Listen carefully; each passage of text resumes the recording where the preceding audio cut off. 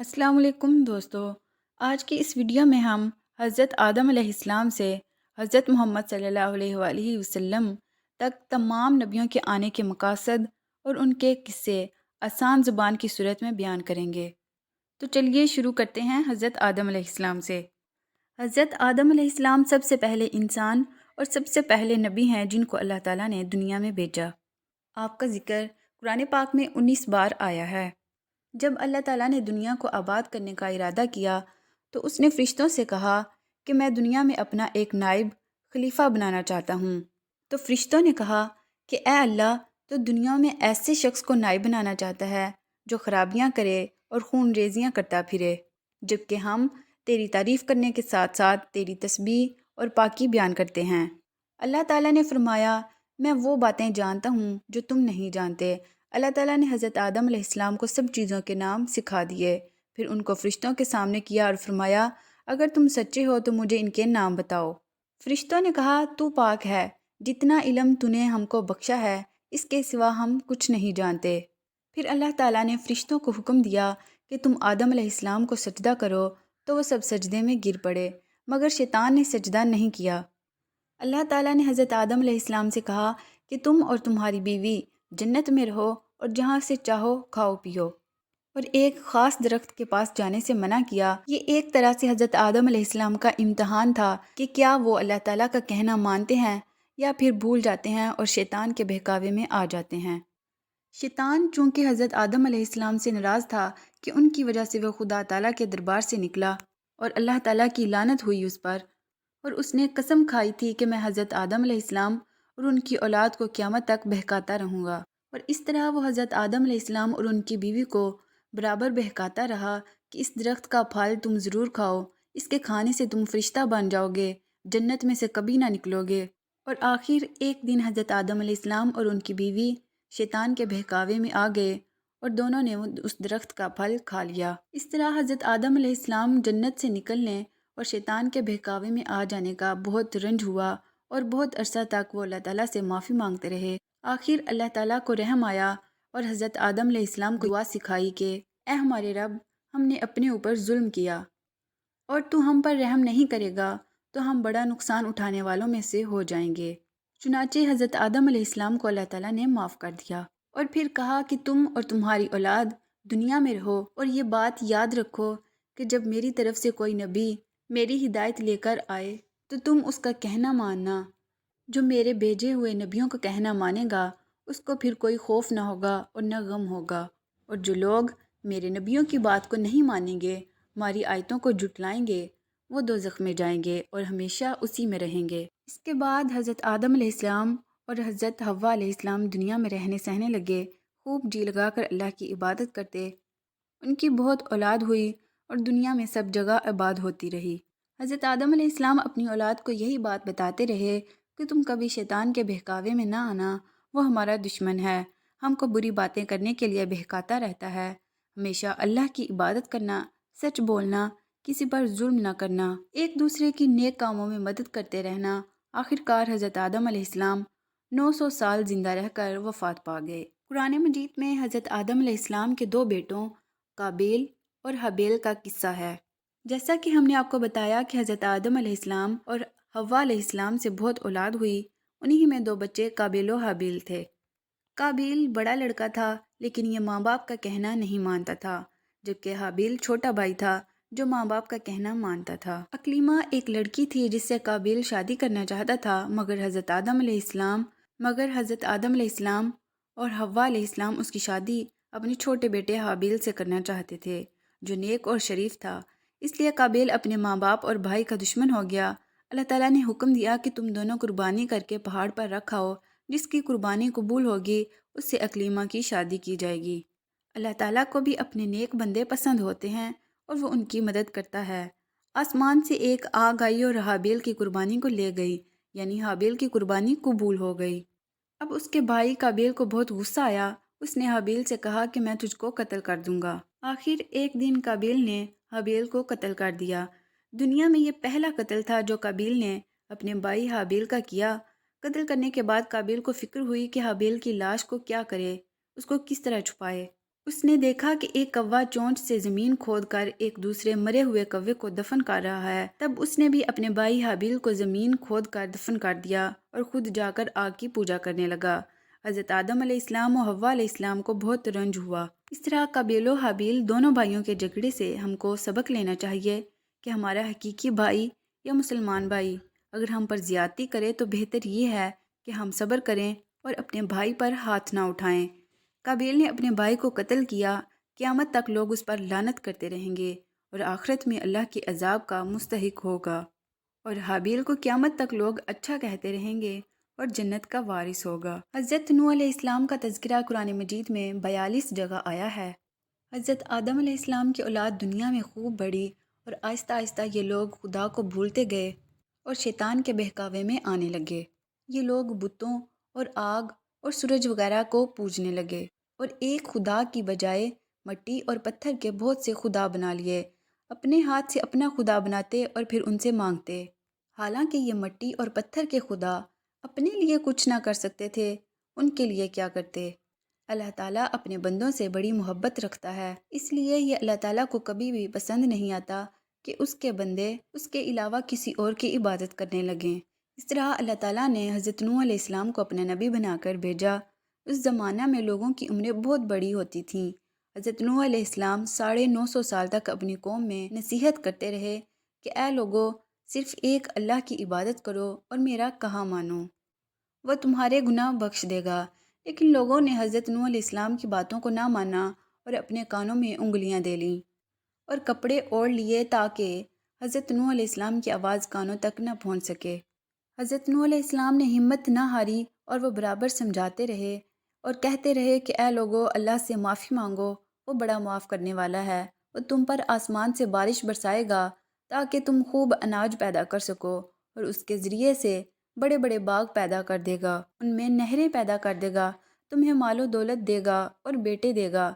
تمہیں کیا ہو گیا ہے کہ تم خدا کو نہیں مانتے، حالانکہ اس نے آسمان بنائے، چاند اور سورج بنائے، اس نے تم کو مٹی سے پیدا کیا اور پھر اسی مٹی میں ایک دن تم مل جاؤ گے اور پھر قیامت کے دن اسی مٹی سے تم کو دوبارہ زندہ کرے گا۔ لیکن لوگوں نے اپنے بتوں کو نہیں چھوڑا اور حضرت نوح علیہ السلام سے کہنے لگے کہ ہم اپنے بتوں کو ہرگز نہ چھوڑیں گے اور ہم تو تم کو اپنے جیسا ہی آدمی مانتے ہیں، اور تمہارا کہنا بھی صرف چند غریب لوگوں نے مانا اور ہم تو تم کو جھوٹا سمجھتے ہیں۔ اللہ تعالیٰ نے حضرت نوح علیہ السلام کو وحی کے ذریعے سے حکم بھیجا کہ تمہاری قوم میں جو لوگ ایمان لا چکے ہیں ان کے علاوہ اور کوئی ایمان نہیں لائے گا، تم غم نہ کرو، ارے ایک کشتی بناؤ۔ حضرت نوح علیہ السلام نے اللہ تعالیٰ کے حکم کے مطابق کشتی بنانی شروع کی، تو جب ان کی قوم کے سردار ان کے پاس سے گزرتے، ان کو کشتی بناتے ہوئے دیکھتے تو ان کا مذاق اڑاتے۔ آخر اللہ تعالیٰ کا عذاب اس کے وعدے کے مطابق آیا، زمین سے پانی نکلنا شروع ہوا اور آسمان سے بارش آنی شروع ہوئی۔ اللہ تعالیٰ نے حضرت نوح علیہ السلام کو حکم دیا کہ سب جانوروں کا ایک ایک جوڑا کشتی میں سوار کر لو اور جو لوگ مسلمان ہو گئے ہیں ان کو سوار کر لو۔ حضرت نوح علیہ السلام نے اس کشتی میں سوار ہونے والوں سے کہا کہ اللہ تعالیٰ کا نام لے کر اس کشتی میں سوار ہو جاؤ کہ اس کا چلنا اور ٹھہرنا اسی کے ہاتھ میں ہے، اللہ تعالیٰ بڑا بخشنے والا مہربان ہے۔ کشتی ان سب کو لے کر لہروں میں چلنے لگی تو اس وقت حضرت نوح علیہ السلام نے اپنے بیٹے سے کہا کہ اے بیٹا، ہمارے ساتھ سوار ہو جاؤ اور کافروں کے ساتھ مت ہو۔ اس نے کہا میں کسی پہاڑ پر چڑھ جاؤں گا اور وہ پانی سے بچا لے گا۔ حضرت نوح علیہ السلام نے کہا کہ آج خدا کے عذاب سے سوائے خدا کے کوئی نہیں بچانے والا۔ اتنے میں دونوں کے درمیان ایک پانی کی لہر اٹھی اور وہ ڈوب گیا۔ پھر اللہ تعالیٰ نے زمین کو حکم دیا کہ اپنا پانی نگل جا اور آسمان کو بھی حکم دیا کہ پانی برسانا بند کر دے، یہاں تک کہ پانی خشک ہو گیا اور تمام کافر دنیا میں ختم کر دیے گئے۔ حضرت نوح علیہ السلام کی کشتی جودی پہاڑ پر ٹھہری۔ حضرت نوح علیہ السلام نے پروردگار سے عرض کیا، اے میرے رب، میرا بیٹا بھی میرے گھر والوں میں سے ہے اور آپ کا وعدہ سچا ہے۔ یعنی حضرت نوح علیہ السلام کا مطلب تھا کہ اے اللہ تعالیٰ، آپ نے وعدہ فرمایا تھا کہ تیرے گھر والوں کو اس طوفان سے بچا لوں گا، پھر میرا بیٹا کیوں ڈوبا؟ تو اللہ تعالیٰ نے فرمایا کہ اے نوح، تیرا بیٹا تیرے گھر والوں میں سے نہیں تھا کیونکہ اس کے عمل اچھے نہیں تھے۔ میں تجھ کو نصیحت کرتا ہوں کہ ایسی بات نہ کر جو تیرے علم میں نہ ہو۔ حضرت نوح علیہ السلام نے اللہ تعالیٰ سے توبہ کی اور اپنے کہنے کی معافی چاہی۔ اللہ تعالیٰ نے ان کو معاف کر دیا اور حکم دیا کہ اے نوح، ہماری طرف سے سلامتی اور برکتوں کے ساتھ اتر۔ اس کے بعد حضرت نوح علیہ السلام کی امت سے دنیا بسی اور آہستہ آہستہ ان کے بال بچے آباد ہوتے گئے۔ یہ سب لوگ اللہ تعالیٰ کی عبادت کرتے رہے، زمانہ گزرتا گیا تو آہستہ آہستہ شیطان نے پھر بہکانا شروع کیا اور یہ لوگ اللہ تعالیٰ کو بھولنے لگے۔ حضرت نوح علیہ السلام جو اللہ تعالیٰ کے اتنے بڑے پیغمبر تھے، اپنے بیٹے کو اس کے برے کاموں کی وجہ سے اللہ تعالیٰ کے عذاب سے نہ بچا سکے۔ اس طرح اگر ہمارے ماں باپ اللہ کے کتنے ہی ولی کیوں نہ ہوں، اگر ہمارے عمل اچھے نہ ہوں تو وہ ہم کو اللہ تعالیٰ کے عذاب سے نہ بچا سکیں گے۔ ہم کو اپنے بزرگوں کے نیک عمل کا سہارا نہیں لینا چاہیے، بلکہ اللہ اور اس کے رسول صلی اللہ علیہ وآلہ وسلم کے بتائے ہوئے کاموں پر عمل کر کے نیک بننا چاہیے۔ حضرت ہود علیہ السلام کا ذکر قرآن پاک میں کئی بار آیا ہے۔ سورہ اعراف، سورہ ہود، سورہ حشر وغیرہ میں اس کی تفصیل موجود ہے۔ حضرت نوح علیہ السلام کی اولاد مدتوں تک دنیا میں بسی اور آہستہ آہستہ شیطان نے جب پھر ان کو بہکا کر بتوں کی پوجا پر لگا دیا تو اللہ تعالیٰ بھی اپنے بندوں پر بڑا رحم کرنے والا ہے۔ اس نے پھر حضرت ہود علیہ السلام کو اپنا پیغمبر بنا کر ان لوگوں کے پاس بھیجا اور انہوں نے اپنی قوم عاد کو کہا کہ تم خدا ہی کی عبادت کرو، اس کے سوا تمہارا کوئی معبود نہیں۔ میں تم سے اس نصیحت کے بدلے کوئی مزدوری یا اجرت نہیں مانگتا، مجھے اس کا بدلہ تو وہ دے گا جس نے مجھے پیدا کیا ہے، اور میری قوم تم اپنے رب سے بخشش مانگو، اس سے توبہ کرو، وہ تمہارے لیے میਂہ برسائے گا جس سے تمہارے کھیت اور باغات اچھے ہوں گے اور تمہاری طاقت بہت بڑھا دے گا۔ وہ بولے کہ اے ہود، ہم تمہارے کہنے سے اپنے بتوں کو نہیں چھوڑ سکتے، تم کوئی نشانی دکھاؤ۔ ہم تو یہ سمجھتے ہیں کہ ہمارے بتوں میں سے کسی نے تم پر عصیب کر دیا ہے اور تم دیوانے ہو گئے ہو۔ حضرت ہود علیہ السلام نے کہا کہ تم سب مل کر میرے لیے جو تدبیر کرنی چاہو کر لو اور مجھے مہلت بھی نہ دو۔ میں خدا پر بھروسہ رکھتا ہوں اور میرا پروردگار تمہارا پروردگار ہے، جو میرا اور تمہارا پروردگار ہے۔ میرے ہاتھ اللہ تعالیٰ نے تمہیں جو پیغام بھیجا تھا وہ میں نے تمہیں پہنچا دیا۔ اگر تم میرا کہنا نہ مانو گے تو اللہ پاک تمہاری جگہ اور لوگوں کو بسا دے گا اور تم خدا تعالیٰ کا کچھ نقصان نہیں کر سکتے۔ اس پر ان کی قوم نے کہا کہ روز تم ہمیں خدا کے عذاب سے ڈراتے ہو، جا اپنے خدا سے کہہ کہ ہم پر عذاب نازل کر دے اور اس میں ہرگز دیر نہ کرے۔ حضرت ہود علیہ السلام پر جو ایمان لائے تھے وہ غریب اور کمزور تھے، اور جو کافر تھے وہ مالدار اور سردار تھے۔ ان سب نے حضرت ہود علیہ السلام کا مذاق اڑایا اور آسمان پر ایک بادل نمودار ہوا جسے دیکھ کر یہ سمجھے کہ بارش ہونے والی ہے۔ حضرت ہود علیہ السلام کو اللہ تعالیٰ نے بتا دیا تھا کہ یہ عذاب ہے، چنانچہ وہ ایماندار لوگوں کو لے کر بستی سے باہر چلے گئے۔ اس بادل کے بعد آندھی آئی جو 8 دن اور 7 رات تک برابر چلتی رہی، یہاں تک کہ سب کافر مر گئے اور نیست و نابود ہو گئے، اور اس طرح ایک بار پھر اللہ تعالیٰ کی زمین کافروں اور مشرکوں سے خالی ہو گئی۔ حضرت ہود علیہ السلام کی امت جو کہ عاد کہلاتی تھی وہ اللہ تعالیٰ کے عذاب سے ہلاک ہو گئی، اور اس کے باقی بچے ہوئے لوگ پھر آباد ہوئے اور ان کی اولاد بڑھتی گئی۔ انہوں نے اپنا نام سمود رکھا۔ یہ لوگ بھی آہستہ آہستہ بت پرستی میں مبتلا ہونے لگے، تو اللہ تعالیٰ نے ان کے پاس حضرت صالح علیہ السلام کو نبی بنا کر بھیجا۔ انہوں نے اپنی قوم سے کہا کہ اللہ تعالیٰ نے قوم ہود کے بعد تم کو سردار بنایا اور زمین پر آباد کیا۔ تم زمین میں بڑے بڑے محل بناتے ہو اور پہاڑوں کو کاٹ کاٹ کر اس پر بھی گھر تراشتے ہو۔ تم اللہ کی نعمتوں کا شکر ادا کرو اور زمین میں فساد مت پھیلاؤ۔ ان کی قوم کے امیر اور سردار لوگوں نے غریبوں سے پوچھا جو کہ حضرت صالح علیہ السلام پر ایمان لے آئے تھے کہ بھلا تم کو یقین ہے کہ صالح علیہ السلام کو اللہ تعالیٰ نے نبی بنا کر بھیجا ہے؟ ان غریب ایمان والوں نے کہا کہ ہاں، ہم کو یقین ہے کہ حضرت صالح علیہ السلام کو اللہ تعالیٰ نے نبی بنا کر بھیجا ہے۔ اس پر مغرور امیر کہنے لگے کہ اچھا، تم ایمان لے آؤ، ہم تو ایمان نہیں لاتے۔ ان پر امیر لوگوں کو یہ تعجب ہوا کہ اگر اللہ پاک کسی کو نبی بنا کر بھیجتے تو ہم امیروں میں سے کسی کو نبی بناتے۔ حضرت صالح علیہ السلام برابر اللہ تعالیٰ کا پیغام ان کو پہنچاتے رہے مگر کوئی ان کو نہ سنتا۔ بالآخر ان لوگوں نے فیصلہ کیا کہ حضرت صالح علیہ السلام سے کہیں گے کہ اگر آپ سچے نبی ہیں تو اس پہاڑ میں سے اونٹنی پیدا کر دیں۔ اگر آپ ایسا کر دیں گے تو ہم آپ پر ایمان لے آئیں گے اور یہ سمجھیں گے کہ آپ اللہ تعالیٰ کے سچے نبی ہیں۔ حضرت صالح علیہ السلام نے اللہ تعالیٰ سے دعا کی اور اللہ تعالیٰ تو سب کچھ کر سکتے ہیں۔ اللہ تعالیٰ نے حضرت صالح علیہ السلام کی دعا سے ایک پہاڑی سے اونٹنی پیدا کی، لیکن ان کی قوم یہ سچائی دیکھنے کے بعد بھی ایمان نہ لائی۔ یہ اللہ تعالیٰ کی اونٹنی ایسی تھی کہ جس چشمے پر جا کر پانی پیتی وہ سب پانی ختم کر دیتی۔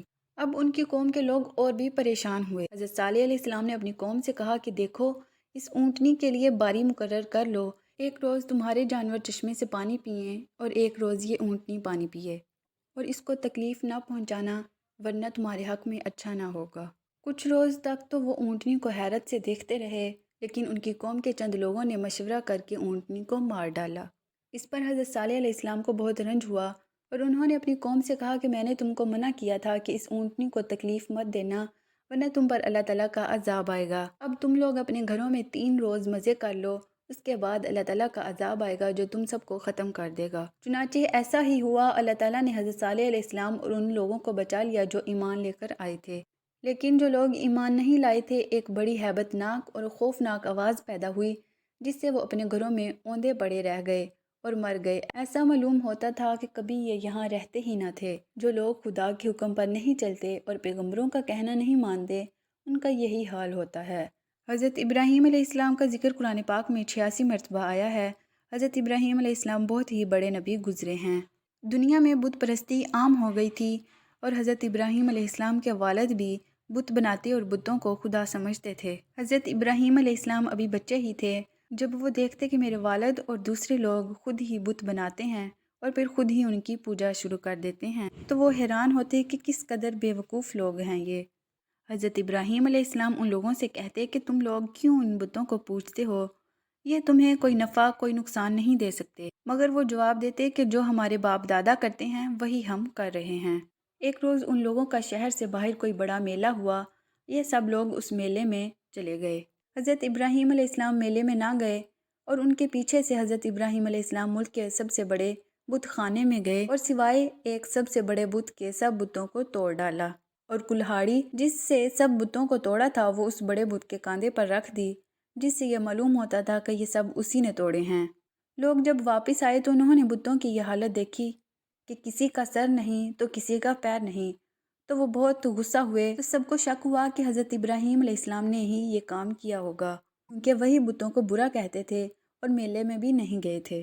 آخر ان کو بلا کر پوچھا کہ یہ بت کس نے توڑے ہیں، تو حضرت ابراہیم علیہ السلام نے جواب دیا کہ مجھ سے پوچھنے کی بجائے اپنے خداؤں سے کیوں نہیں پوچھتے؟ ان لوگوں نے جواب دیا کہ آپ کو معلوم ہے کہ یہ بول نہیں سکتے۔ حضرت ابراہیم علیہ السلام نے پھر کہا کہ دیکھو، کلہاڑی بڑے بت کے کاندھے پر رکھی ہے، یہ کام اسی کا معلوم ہوتا ہے، اس سے پوچھو۔ وہ لوگ بہت ناراض ہوئے اور ان کے باپ آزر سے شکایت کی کہ تمہارا بیٹا ایسی حرکت کر رہا ہے، اس کو سمجھا لو ورنہ اچھا نہ ہوگا۔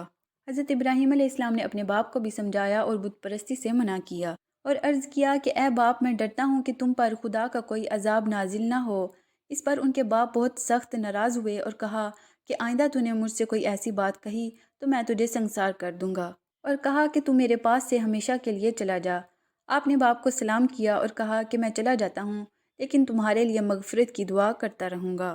پھر کیا ہوا؟ وہاں کے ظالم بادشاہ نمرود کو جب یہ علم ہوا تو اس نے حضرت ابراہیم علیہ السلام کو اپنے دربار میں بلایا اور آپ سے جھگڑنے لگا۔ حضرت ابراہیم علیہ السلام نے فرمایا کہ میرا خدا تو وہی ہے جو مارتا بھی ہے اور جلاتا بھی ہے۔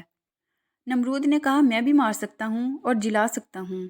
چنانچہ اس نے ایک قیدی کو جس کو سزائے موت کا حکم ہو چکا تھا اس کو آزاد کر دیا اور ایک بے گناہ کو پکڑ کر قتل کرا دیا، اور کہا کہ اب بتاؤ کہ میرے اور تمہارے خدا کے درمیان کیا فرق ہے؟ حضرت ابراہیم علیہ السلام نے کہا کہ میرا رب ہر روز سورج مشرق سے نکالتا ہے، تم اسے مغرب سے نکال دو۔ اس پر نمرود لاجواب ہو گیا اور حکم دیا کہ ابراہیم علیہ السلام کو زندہ جلا دیا جائے۔ چنانچہ بہت سی لکڑیاں اکٹھی کی گئیں اور ان میں آگ لگائی گئی۔ جب آگ بہت بھڑک اٹھی اور اس کے شعلے آسمان کی خبر لانے لگے تو حضرت ابراہیم علیہ السلام کو اس میں پھینک دیا گیا، مگر وہ آگ خدا کے حکم سے ٹھنڈی ہو گئی اور آپ کو آگ سے کوئی تکلیف نہ پہنچی۔ اس طرح جو لوگ اللہ تعالیٰ کے کہنے پر چلتے ہیں، اللہ تعالیٰ ان کو ہر تکلیف سے بچا لیتے ہیں اور ان کے لیے آسانیاں ہی آسانیاں ہو جاتی ہیں، اور جو لوگ اللہ تعالیٰ کا کہنا نہیں مانتے ان کے لیے اس دنیا میں مشکل ہی مشکل ہوتی ہے، اور مرنے کے بعد تو ہمیشہ جہنم میں رہیں گے۔ حضرت ابراہیم علیہ السلام اللہ کے حکم سے حضرت ہاجرہ اور اپنے بچے حضرت اسماعیل علیہ السلام کو جو ابھی پیدا ہوا تھا ایک ایسی جگہ پر چھوڑ آئے جہاں دور دور تک آبادی نہ تھی اور نہ پانی تھا اور نہ کوئی درخت۔ حضرت ہاجرہ علیہ السلام نے حضرت اسماعیل علیہ السلام کو ایک پتھر کے سایہ میں لٹایا اور خود پانی کی تلاش میں ادھر ادھر دوڑنے لگیں۔ خدا کی قدرت سے جہاں حضرت اسماعیل علیہ السلام ایڑیاں رگڑ رہے تھے وہاں پانی کا چشمہ پھوٹ نکلا جو آج تک زمزم کے نام سے مشہور ہے، اور حضرت ہاجرہ جہاں دوڑی تھیں اسے صفا و مروہ کہتے ہیں، جہاں جا کر حاجی اسی طرح دوڑتے ہیں۔ حضرت اسماعیل علیہ السلام کچھ بڑے ہوئے تو حضرت ابراہیم علیہ السلام کو اللہ تعالیٰ کی طرف سے یہ حکم ہوا کہ اپنے بیٹے اسماعیل کو میری راہ میں قربان کر دو۔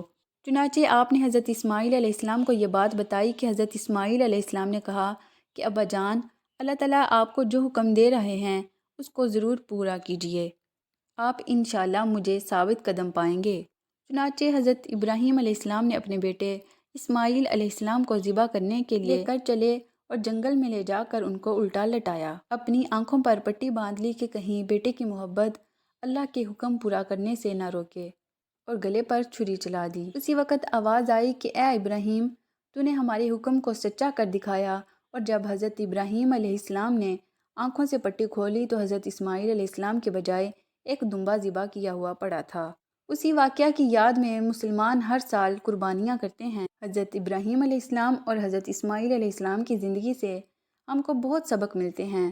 حضرت ابراہیم علیہ السلام نے ہم کو سکھایا کہ اللہ کی رضا کے لیے ماں باپ کو چھوڑا جا سکتا ہے، اپنے ملک اور برادری کو خیر آباد کہا جا سکتا ہے، اپنے بچے اور بیوی کو جنگل میں بے سر و سامان چھوڑ کر ان سے بھی پیٹھ پھیری جا سکتی ہے۔ اللہ تعالیٰ اگر کسی مسلمان کا امتحان لیتے ہیں اور اس میں وہ کامیاب ہو جاتا ہے تو پھر اللہ تعالیٰ اس کو پھر اور زیادہ نعمتیں دیتے ہیں۔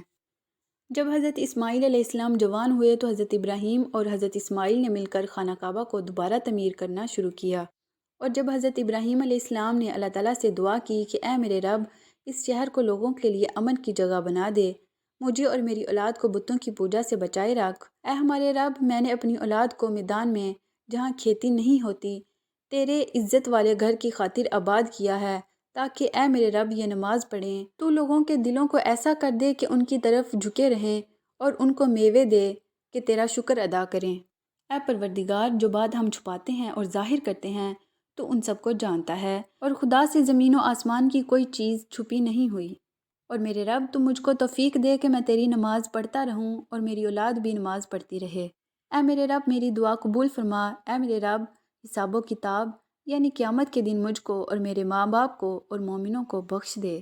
یہ وہی خانہ کعبہ ہے جہاں ساری دنیا سے لاکھوں لوگ ہر سال حج کرنے آتے ہیں، اور جس کی طرف منہ کر کے ہم سب مسلمان پانچوں وقت کی نماز ادا کرتے ہیں۔ حضرت ابراہیم علیہ السلام کے زمانے ہی میں ایک دوسری بستی میں اللہ پاک نے حضرت لوط علیہ السلام کو اپنا پیغمبر بنا کر بھیجا۔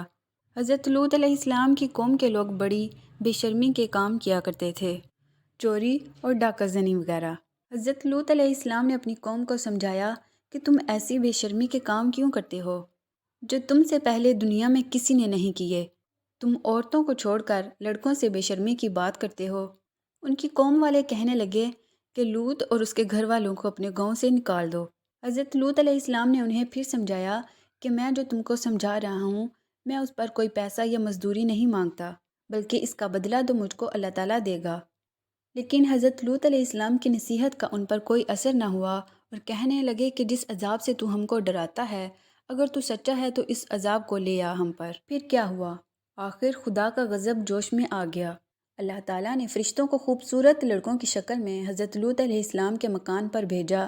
حضرت لوط علیہ السلام نے جب لڑکوں کو دیکھا تو بہت غمگین ہوئے کہ یہ لڑکے میرے پاس مہمان آئے ہیں اور میری قوم کے لوگ ان کو پریشان کریں گے۔ کہنے لگے آج کا دن میری مشکل کا دن ہے۔ حضرت لوط علیہ السلام کی قوم کے لوگوں نے جب خوبصورت لڑکوں کو ان کے گھر پر دیکھا تو دوڑتے ہوئے آئے۔ حضرت لوط علیہ السلام نے ان سے کہا کہ اے میری قوم، خدا سے ڈرو اور میرے مہمانوں کے بارے میں عزت خراب نہ کرو۔ تم میری لڑکیوں سے شادی کر لو، کیا تم میں کوئی بھی بھلا مانس نہیں ہے؟ وہ بولے کہ تم کو معلوم ہے کہ تمہاری بیٹیوں کی ہم کو ضرورت نہیں ہے، جو کچھ ہم چاہتے ہیں وہ تم کو معلوم ہے۔ حضرت لوط علیہ السلام نے کہا کاش مجھ میں تمہارے مقابلے کی طاقت ہوتی، یا میں کسی مضبوط قلعہ میں ہوتا۔ فرشتے جو خوبصورت لڑکوں کی شکل میں آئے تھے، انہوں نے حضرت لوط علیہ السلام کو اتنا غمگین دیکھا تو کہا اے لوط علیہ السلام، ہم تمہارے رب کی طرف سے بھیجے ہوئے فرشتے ہیں، یہ لوگ آپ تک ہرگز نہیں پہنچ سکتے۔ آپ رات کے اندھیرے میں اپنے گھر والوں کو لے کر اس بستی سے چل دیں، اور کوئی شخص پیچھے مڑ کر نہ دیکھے، مگر اپنی بیوی کو چھوڑ دینا کیونکہ وہ کافرہ ہے۔ اس بستی پر صبح کے قریب اللہ کا عذاب ہوگا۔ حضرت لوط علیہ السلام خدا کے حکم کے مطابق اپنی بیوی کو چھوڑ کر بقیہ اپنے گھر والوں کو لے کر رات کو اس بستی سے چل نکلے۔ صبح کے قریب اللہ تعالیٰ کا عذاب آیا اور اس بستی پر پتھر اور کنکروں کی بارش شروع ہوئی۔ پھر اس بستی کو اٹھا کر الٹا پٹخ دیا اور اسے نیچے سے اوپر کر دیا، اور سب لوگ فنا ہو گئے۔ یہ تو تھی ان کی دنیا میں خرابی اور دوزخ کا عذاب۔ اللہ تعالیٰ کے ہاں جا کر ملے گا وہ علیحدہ ہے۔ خدا تعالیٰ ہم سب کو ایسی بے شرمی کی باتوں سے محفوظ رکھے جس کی وجہ سے اس قدر سخت عذاب آیا۔ آپ حضرت ابراہیم کا قصہ تو سن چکے ہیں، لیکن حضرت یوسف علیہ السلام حضرت یعقوب علیہ السلام کے چھوٹے بیٹے تھے، اور یعقوب علیہ السلام حضرت ابراہیم علیہ السلام کے پوتے تھے۔ اس طرح حضرت یوسف علیہ السلام حضرت ابراہیم علیہ السلام کے پڑپوتے ہوئے۔ حضرت یعقوب علیہ السلام کے 12 بیٹے تھے اور حضرت یوسف علیہ السلام سب سے چھوٹے تھے، بہت خوبصورت تھے، باپ ان کو بہت چاہتے تھے۔ حضرت یوسف علیہ السلام نے ایک خواب میں دیکھا کہ 11 ستارے اور چاند اور سورج مجھے سجدہ کر رہے ہیں۔ انہوں نے یہ خواب اپنے باپ کو بتایا۔ باپ نے حضرت یوسف علیہ السلام کو منع کر دیا کہ یہ خواب اپنے سوتیلے بھائیوں کو نہ بتائیں۔ حضرت یوسف علیہ السلام کے سوتیلے بھائیوں نے مل کر مشورہ کیا کہ ہمارے ابا جان یوسف علیہ السلام کو بہت چاہتے ہیں اور ہم کو اتنا نہیں چاہتے، اس لیے یوسف علیہ السلام کو جان سے مار دیا جائے۔ لیکن ان میں سے ایک نے کہا کہ جان سے مت مارو، بلکہ یوسف کو ایسے کنویں میں پھینک دو جس میں پانی نہ ہو۔ یہ سب بھائی اپنے باپ کے پاس آئے اور کہا کہ آپ یوسف علیہ السلام کو ہمارے ساتھ کھیلنے کے لیے بھیج دیں۔ ان کے باپ حضرت یعقوب علیہ السلام نے کہا کہ مجھے ڈر ہے کہ کہیں تم کھیل میں لگ جاؤ اور کوئی بھیڑیا جنگل میں اس کو کھا جائے۔ لیکن بھائیوں نے کہا کہ ہم ایک طاقتور جماعت ہیں، ایسا کیسے ہو سکتا ہے؟ آخر باپ نے حضرت یوسف علیہ السلام کو بھائیوں کے ساتھ بھیج دیا۔ بھائیوں نے ان کو ساتھ لے جا کر ایک اندھیرے کنویں میں پھینک دیا اور رات کو روتے ہوئے گھر واپس آئے اور کہا کہ ابا جان، ہم آپس میں دوڑ لگا رہے تھے اور یوسف ہمارے سامان کے پاس بیٹھا تھا، اتنے میں ایک بھیڑیا آیا اور اس کو کھا گیا۔ ثبوت کے لیے ایک کرتا خون لگا باپ کو دکھایا۔ بوڑھا باپ کیا کرتا، صبر کیا، خاموش ہو گئے، لیکن بیٹے کی جدائی میں روتے رہے۔ جس کنویں میں حضرت یوسف علیہ السلام کو پھینکا تھا اس کے قریب ہی ایک قافلہ آیا اور انہوں نے پانی نکالنے کے لیے ڈول کنویں میں ڈالا۔ دیکھا کہ ایک خوبصورت لڑکا کنویں میں ہے اور ان کو باہر نکال لیا۔ جب قافلہ مصر پہنچا تو وہاں پر مصر کے بادشاہ نے ان قافلے والوں کو تھوڑی قیمت دے کر حضرت یوسف علیہ السلام کو خرید لیا اور اپنی بیوی زلیخا سے کہا کہ اس کو پالو، ہو سکتا ہے کہ ہم اس کو اپنا بیٹا بنا لیں۔ حضرت یوسف علیہ السلام جوان ہو گئے۔ ان کی خوبصورتی و وجاہت، عقل مندی دیکھ کر زلیخا عزیز مصر کی بیوی ان پر فریفتہ ہو گئی اور ان کو ان کے نفس کی جانب سے پھسلانے لگی۔ ایک روز اس نے کمرے کے سارے دروازے بند کر دیے۔ حضرت یوسف علیہ السلام نے حالت دیکھی تو خدا سے پناہ مانگی اور دروازے کی طرف بھاگے۔ زلیخا نے پیچھے سے آپ کی قمیض پکڑ لی جس سے قمیض پھٹ گئی۔ اس وقت تک عزیز مصر یعنی زلیخا کا شوہر بھی دروازے پر آ گیا۔ زلیخا نے الٹا الزام حضرت یوسف علیہ السلام پر لگایا، اپنے خاوند سے کہا کہ یہ شخص تیری بیوی کے بے آبروئی کرنا چاہتا تھا، جس کی سزا اس کو ملنی چاہیے۔ حضرت یوسف علیہ السلام نے کہا کہ میں بے گناہ ہوں، بلکہ یہ عورت مجھ کو پھسلانے کی کوشش کر رہی تھی۔ آخر یہ معاملہ قاضی کے پاس پیش ہوا۔ قاضی نے حضرت یوسف علیہ السلام سے صفائی کے لیے گواہ طلب کیے۔ حضرت یوسف علیہ السلام نے عزیز مصر کے خاندان کے ایک معصوم اور ننھے بچے کی طرف اشارہ کیا کہ یہ اس وقت موجود تھا، یہ سچی گواہی دے گا۔ ننھے بچے نے کہا کہ اگر قمیض آگے سے پھٹی ہوئی ہو تو یوسف مجرم ہیں، اور اگر قمیض پیچھے سے پھٹی ہوئی ہے تو یوسف سچے ہیں۔ جب حضرت یوسف علیہ السلام کا کرتا دیکھا گیا تو وہ پیچھے سے پھٹا تھا۔ عزیز مصر نے حضرت یوسف علیہ السلام سے کہا کہ اس بات کو جانے دو، اور زلیخا سے کہا کہ تم معافی مانگو، حقیقت میں تو ہی قصوروار ہے۔ اس واقعہ کی خبر سارے مصر میں پھیل گئی اور عورتیں آپس میں باتیں کرنے لگی کہ زلیخا اپنے غلام کو چاہتی ہے۔ جب زلیخا کو اس کا علم ہوا تو اسے اپنی بدنامی کا خیال آیا۔ اس نے ترکیب سوچی، وہ یہ کہ اس نے مصر کی عورتوں کی دعوت کی اور سب کے ہاتھوں میں ایک ایک چھری اور ایک ایک پھل دے دیا، اور اسی وقت حضرت یوسف علیہ السلام کو وہاں لے آئی۔ عورتوں نے جب حضرت یوسف علیہ السلام کے حسن و جمال اور خوبصورتی کو دیکھا تو وہ سب اپنے ہوش میں نہ رہیں اور چھریوں سے بجائے پھلوں کے اپنے ہاتھ کو کاٹ لیا اور کہنے لگیں، واقعی یہ کوئی انسان نہیں، فرشتہ ہے۔ زلیخا نے ان عورتوں سے کہا کہ یہ وہی شخص ہے جس کے لیے تم مجھے ملامت کرتی ہو، میں حقیقت میں اس کو چاہتی ہوں، اگر اس نے میری محبت کو ٹھکرا دیا تو میں اس کو قید کرا دوں گی۔ حضرت یوسف علیہ السلام کو جب اس کا علم ہوا تو انہوں نے اللہ تعالیٰ سے دعا کی کہ اے اللہ، تو ہی مجھ کو بچا سکتا ہے، اگر میں ان عورتوں کے فریب میں آ گیا تو میں جاہلوں میں سے ہو جاؤں گا، اس سے یہ بہتر ہے کہ مجھے قید خانہ میں ڈال دیا جائے۔ اللہ تعالیٰ نے حضرت یوسف علیہ السلام کی دعا قبول کی اور وہ جیل میں ڈال دیے گئے۔ حضرت یوسف علیہ السلام سے پہلے جیل میں 2 قیدی اور بھی تھے، ایک شاہی باورچی اور دوسرا بادشاہ کو شراب پلانے والا ساقی۔ ان کے خلاف الزام تھا کہ انہوں نے بادشاہ کو زہر دینے کی کوشش کی ہے۔ حضرت یوسف علیہ السلام جیل میں قیدیوں کو اللہ تعالیٰ کی باتیں بتاتے رہے اور خدا کا پیغام پہنچاتے رہے۔ ایک دن یہ دونوں قیدی حضرت یوسف علیہ السلام کے پاس آئے انہوں نے کہا کہ ہم نے ایک عجیب خواب دیکھا ہے۔ ساقی نے کہا کہ میں نے دیکھا ہے کہ بادشاہ کو انگور کی شراب پلا رہا ہوں۔ باورچی نے کہا کہ میں نے دیکھا ہے کہ میرے سر پر روٹیاں ہیں اور پرندے ان کو نوچ نوچ کر کھا رہے ہیں۔ یہ خواب بیان کرنے کے بعد انہوں نے حضرت یوسف علیہ السلام سے اس کی تعبیر پوچھی۔ حضرت یوسف علیہ السلام نے بتایا کہ ساقی تو جیل سے چھوٹ جائے گا اور پھر بادشاہ کی ملازمت میں جا کر اس کو شراب پلائے گا اور باورچی کو سولی پر چڑھا دیا جائے گا اور اس کی لاش کو جانور کھا جائیں گے۔ ایسا ہی ہوا، اللہ تعالیٰ نے ساقی کو رہا کر دیا اور باورچی کو سولی ہو گئی۔ حضرت یوسف علیہ السلام ان کے بعد بھی سالوں جیل میں رہے، لیکن کسی کو ان کی رہائی کا خیال نہ آیا۔ اتفاقاً ایک مرتبہ مصر کے بادشاہ نے خواب میں دیکھا کہ 7 دبلی گائیں 7 موٹی گایوں کو کھا رہی ہیں اور 7 ہری اور 7 سوکھی ہوئی بالیں دیکھیں۔ بادشاہ نے اپنے درباریوں سے اس کی تعبیر پوچھی، مگر کوئی بھی صحیح جواب نہ دے سکا۔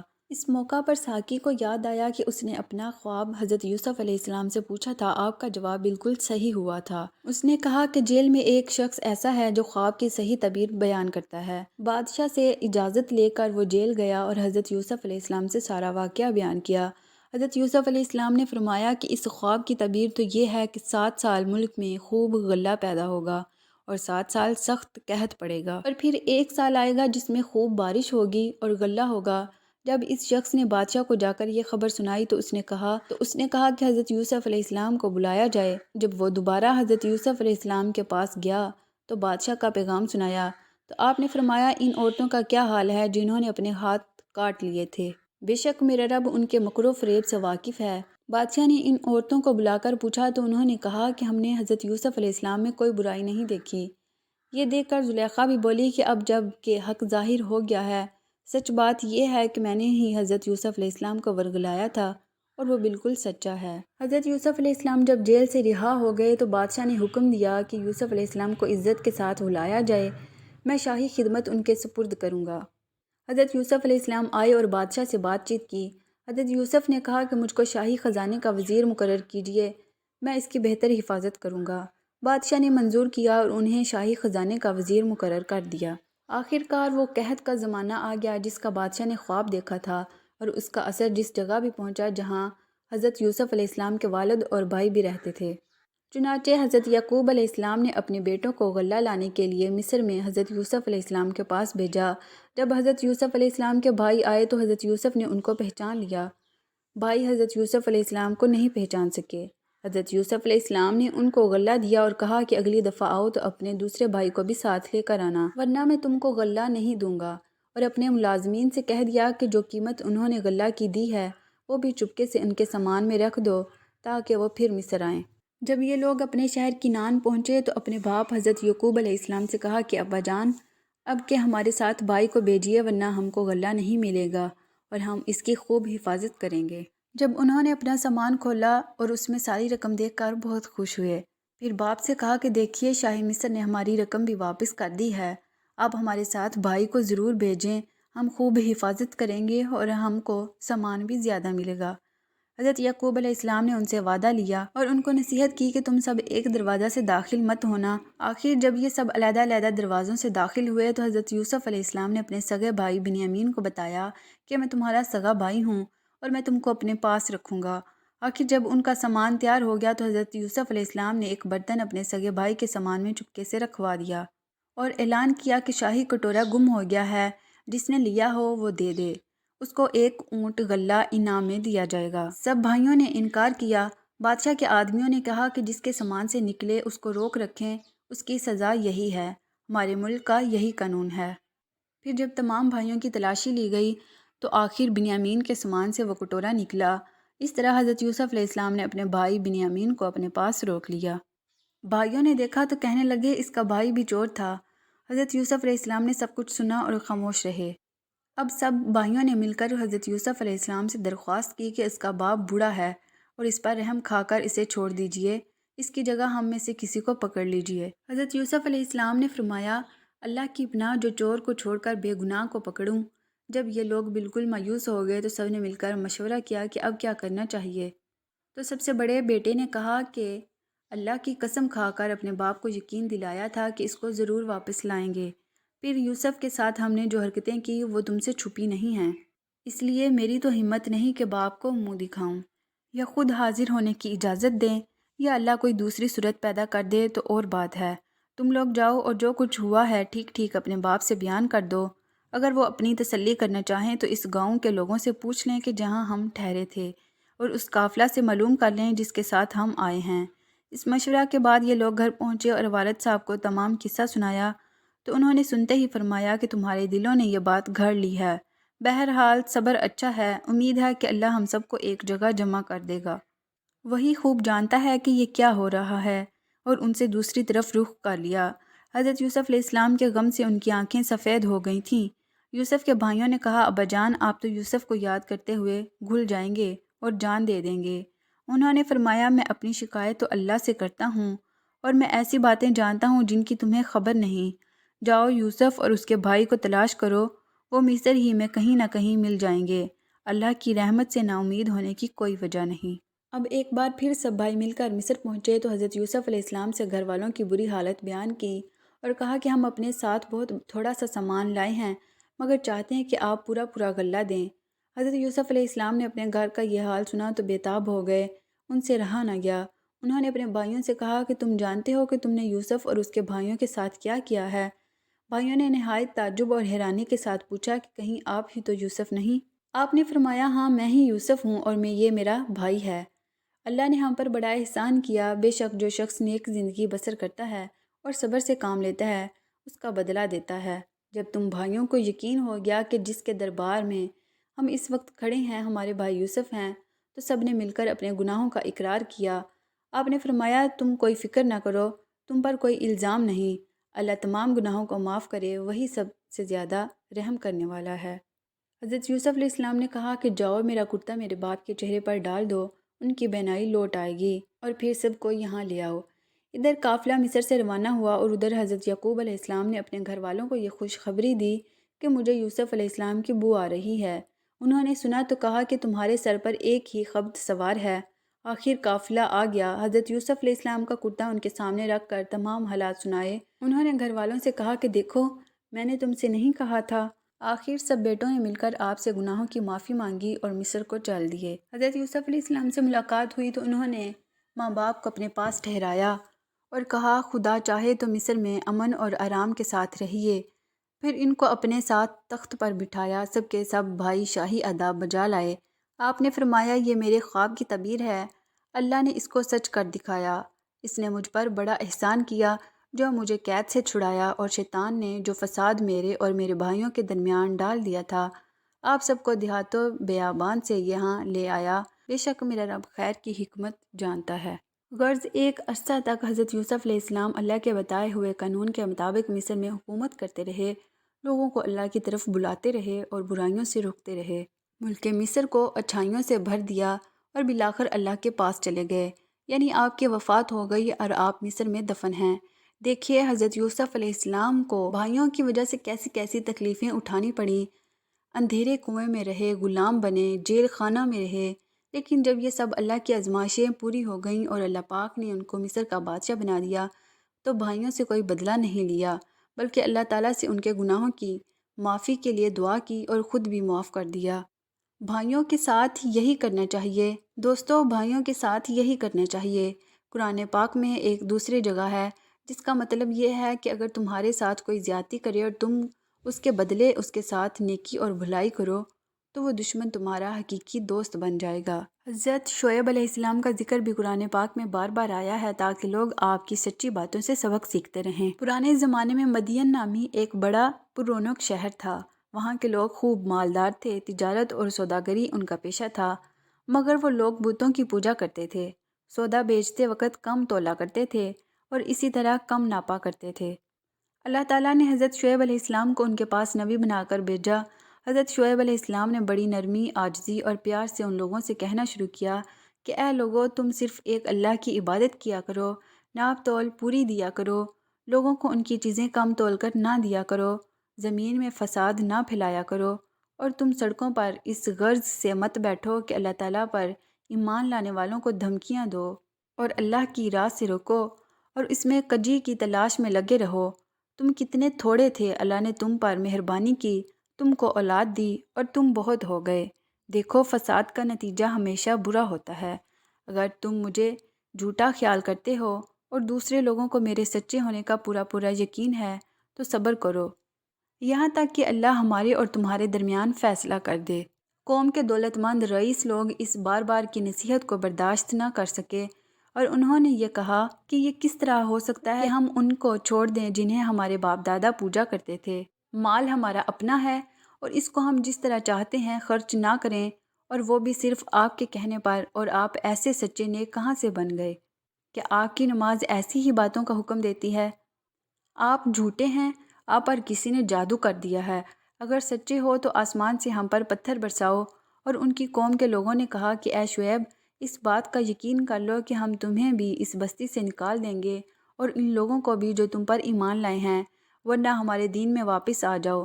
تم بہت کمزور آدمی ہو، اگر تمہاری برادری کے لوگ نہ ہوتے تو ہم تمہیں کب کے پتھروں سے مار مار کر ختم کر چکے ہوتے۔ حضرت شعیب علیہ السلام کی قوم کے لوگ اپنی دولت اور روپے پیسے کے غرور میں بار بار اپنے سچے نبی حضرت شعیب علیہ السلام سے اسی قسم کی باتیں کرتے رہے۔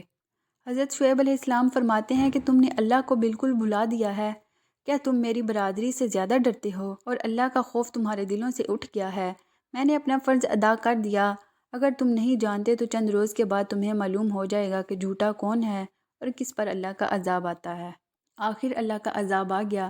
شعیب علیہ السلام اور ایمان والے تو بچ گئے، اور جو لوگ اللہ کی نافرمانی کرتے تھے وہ اپنے گھروں میں بیٹھے کے بیٹھے رہ گئے اور ایسے برباد ہوئے کہ گویا ان کے مکانوں میں کبھی بسے ہی نہ تھے۔ تو آئیے ہم سب مل کر عہد کریں کہ اللہ تعالیٰ کے سوا کسی کی عبادت نہ کریں گے، اور کبھی نہ کم تولیں گے نہ ناپیں گے، غرور نہ کریں گے اور کسی کا مال بے ایمانی سے نہ کھائیں گے۔ دوستو، حضرت موسیٰ علیہ السلام اللہ تعالیٰ کے بہت بڑے رسول گزرے ہیں۔ آپ پر تورات نازل ہوئی۔ ان کی قوم، جنہیں اس وقت یہودی کہا جاتا ہے، بنی اسرائیل کی ہدایت اور نجات کا کام آپ کی سپرد ہوا۔ قرآن پاک میں آپ کا بار بار ذکر آتا ہے، اس لیے اس قصے کو کھول کر بیان کرنا چاہیے۔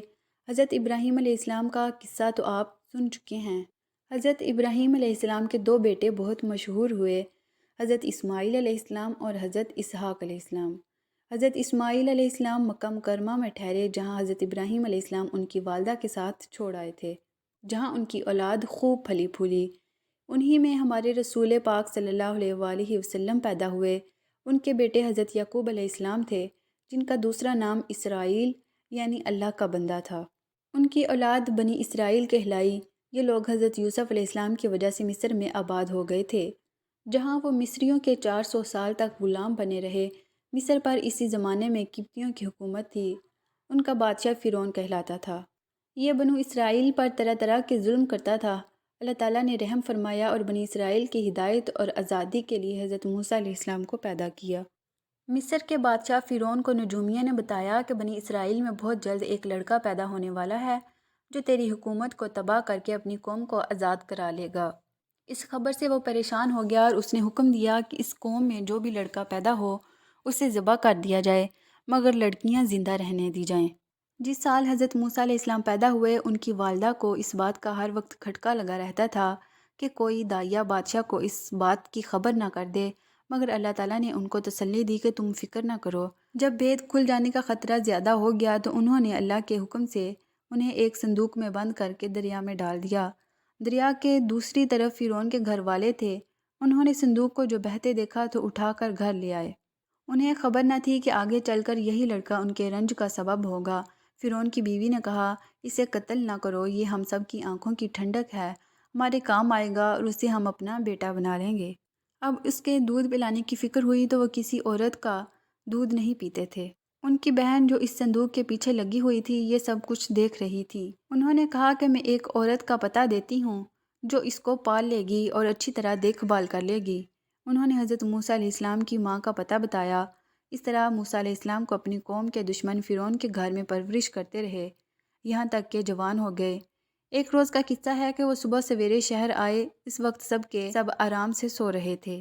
انہوں نے اپنی قوم کے ایک آدمی کو دیکھا جسے قبطی مار رہا تھا۔ حضرت موسیٰ علیہ السلام سے اپنی قوم کی ذلت برداشت نہ ہو سکی اور اس کی مدد کے لیے مجبور ہو گئے۔ انہوں نے اس کے گھونسا مارا کہ اس کی جان نکل گئی۔ اس کا مرنا تھا کہ حکومت میں کھلبلی مچ گئی کہ بنی اسرائیل کے ایک شخص نے ہماری قوم کے آدمی کو مار ڈالا۔ چنانچہ حکم دیا گیا کہ قتل کرنے والے کو مار دیا جائے، مگر حضرت موسیٰ علیہ السلام کو وقت پر خبر مل گئی اور وہ مدین کی طرف چلے گئے جو حضرت شعیب علیہ السلام کا شہر تھا۔ مدین کے قریب پہنچے تو دیکھا کہ کنویں کے پاس بہت سے لوگ جمع ہیں جو اپنے اپنے جانوروں کو پانی پلا رہے ہیں، مگر دو لڑکیاں اپنے جانوروں کے لیے ایک طرف کھڑی ہیں۔ حضرت موسیٰ علیہ السلام نے ان سے پوچھا کہ تم کیوں کھڑی ہو؟ انہوں نے کہا کہ ہمارا باپ بوڑھا ہے، ہم اس کے انتظار میں کھڑے ہیں کہ یہ لوگ اپنے جانوروں کو پانی پلا لیں تو بچا ہوا پانی اپنے جانوروں کو دے دیں۔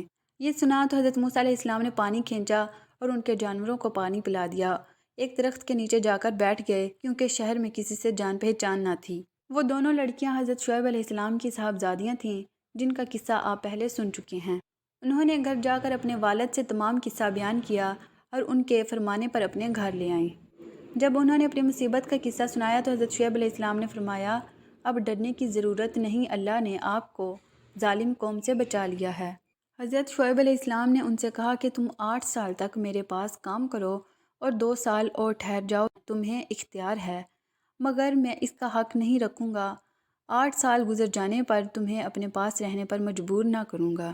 میں اپنی طرف سے یہ وعدہ کرتا ہوں کہ اپنی ایک لڑکی کا نکاح تم سے کر دوں گا۔ چنانچہ جب مدت پوری ہو گئی تو حضرت شعیب علیہ السلام نے اپنی لڑکی کا نکاح ان سے کر دیا۔ جب نکاح ہو گیا تو دونوں میاں بیوی وہاں سے روانہ ہوئے اور راستے میں ایک جگہ پہاڑی کی طرف انہوں نے آگ دیکھی۔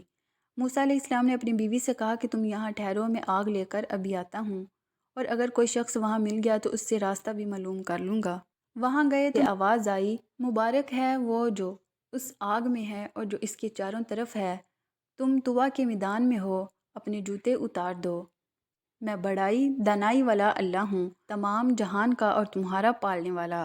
میں نے تمہیں پیغمبری کے لیے چن لیا ہے، جو کچھ کہتا ہوں اس کو سن کر میری عبادت کرو اور میری یاد کی خاطر نماز کی پابندی کرو، بے شک قیامت آنے والی ہے۔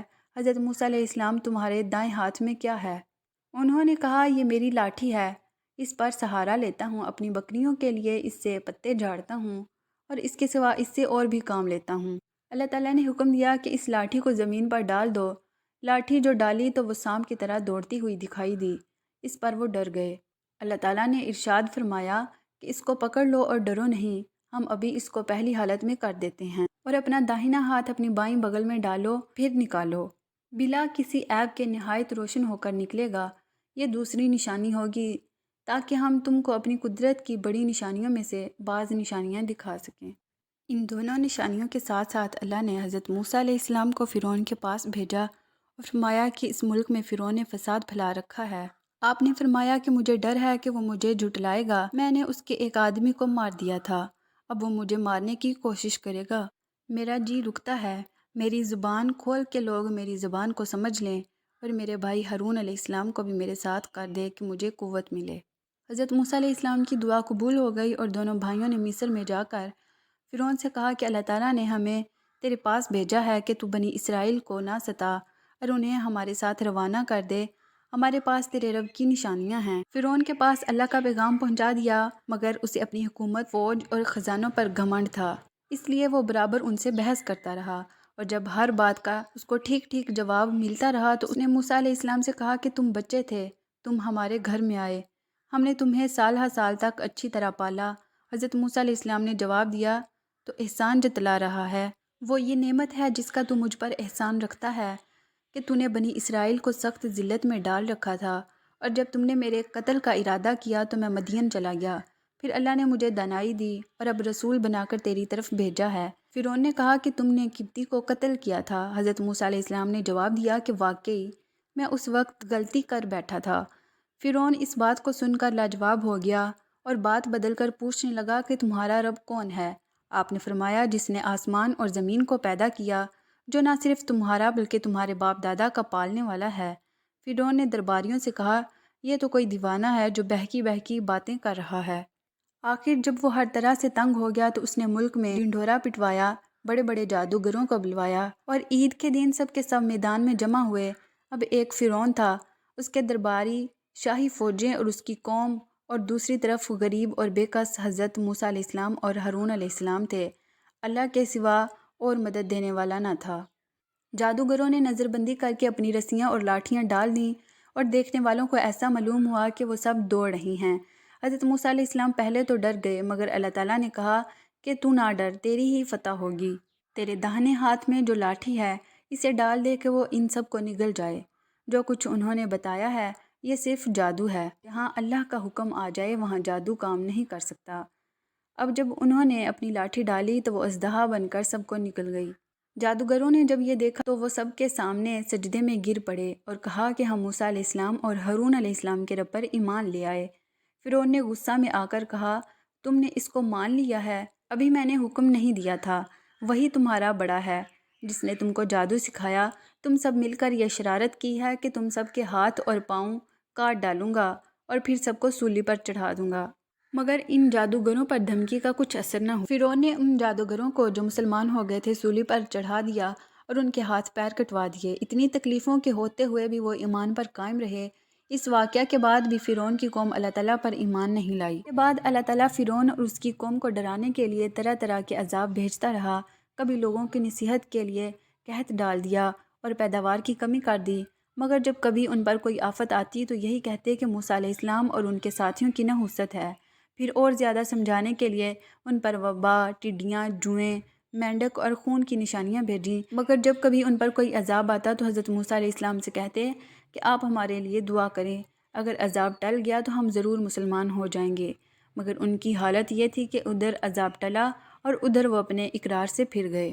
جب ان کی حد ہو گئی تو اللہ تعالیٰ کے حکم سے حضرت موسیٰ علیہ السلام اپنی تمام قوم کو لے کر وہاں سے راتوں رات نکل پڑے۔ فرعون نے بھی شرارت اور ظلم سے ان کا پیچھا کیا اور صبح ہوتے ہی ان کو سمندر کے قریب جا لیا۔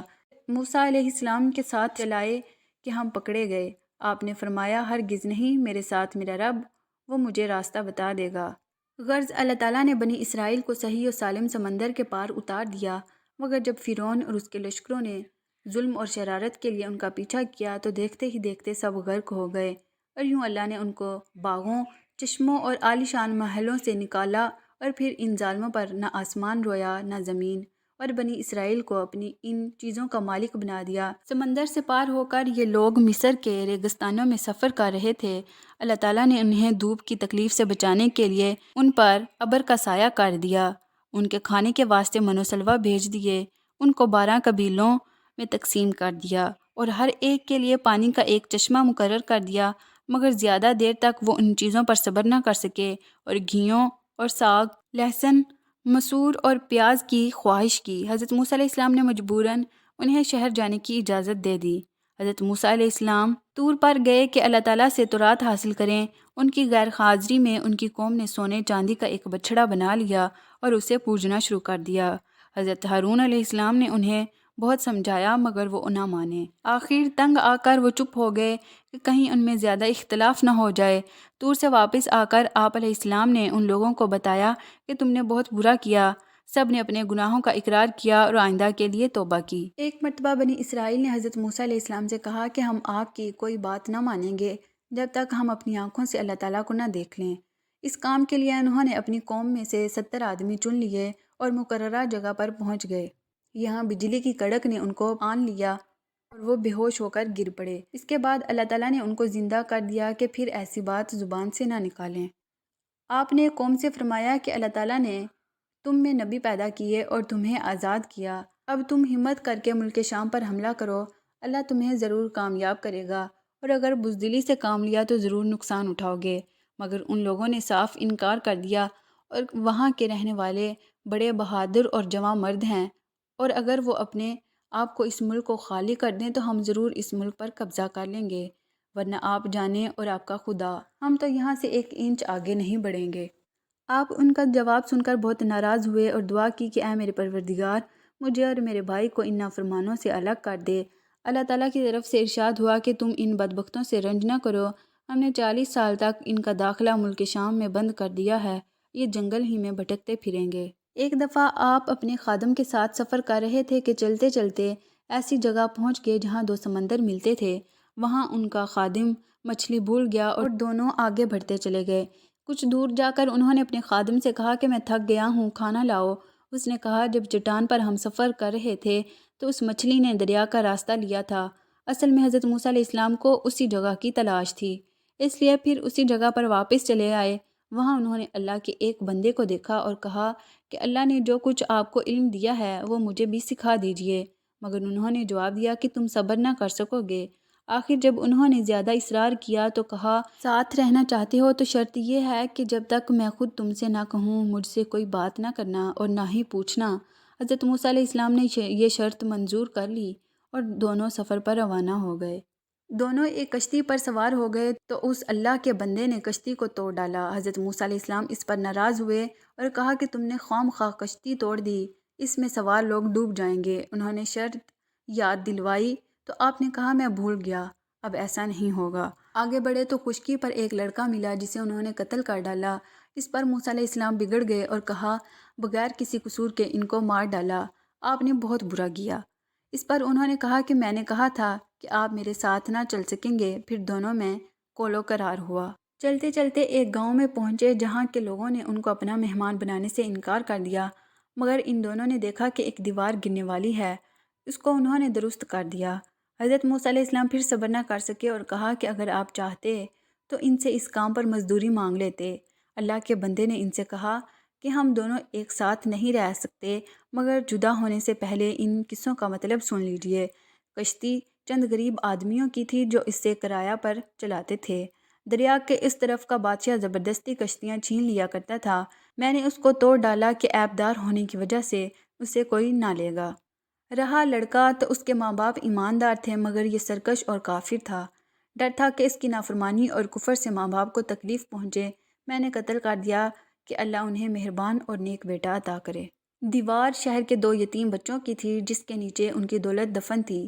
ان کا باپ نیک تھا، اگر دیوار گر جاتی تو دوسرے لوگ ان کی دولت پر قبضہ کر لیتے۔ اللہ تعالیٰ کی مرضی تھی کہ دونوں جوان ہو کر اپنا خزانہ نکال لیں۔ یہ جو کچھ ہوا تمہارے رب کی رحمت کا نتیجہ ہے، میں نے اپنی طرف سے کچھ نہیں کیا۔ یہی وہ باتیں تھیں جن پر صبر نہ کر سکے۔ حضرت موسیٰ علیہ السلام اس کے بعد ایک عرصہ تک بنی اسرائیل کو ہدایت کرتے رہے، برائیوں سے روکتے رہے، اچھائیوں کی تاکید کرتے رہے، آخر کار اپنے اللہ پاک سے جا ملے جس نے ان کو بھیجا تھا۔ اس سے ہمیں یہ بھی سبق ملتا ہے کہ جو قوم بہت عرصہ تک کسی کے غلام رہتی ہے اس کی رگ رگ میں غلامی بس جاتی ہے، غیرت اور بہادری ختم ہو جاتی ہے اور اس کا جی چاہتا ہے کہ بار بار وہی غلامی کی باتیں کرے جس طرح بنی اسرائیل نے آزاد ہونے کے بعد کی۔ اور ایک سبق ہمیں حضرت خضر علیہ السلام کے قصے سے یہ ملتا ہے کہ اللہ اپنے نیک بندوں کی حفاظت ان کی زندگی میں کرتا ہے اور ان کے مرنے کے بعد ان کی اولاد کی حفاظت کرتا رہتا ہے۔ حضرت موسیٰ علیہ السلام کے انتقال کے بعد بنی اسرائیل کی بہت ترقی ہوئی۔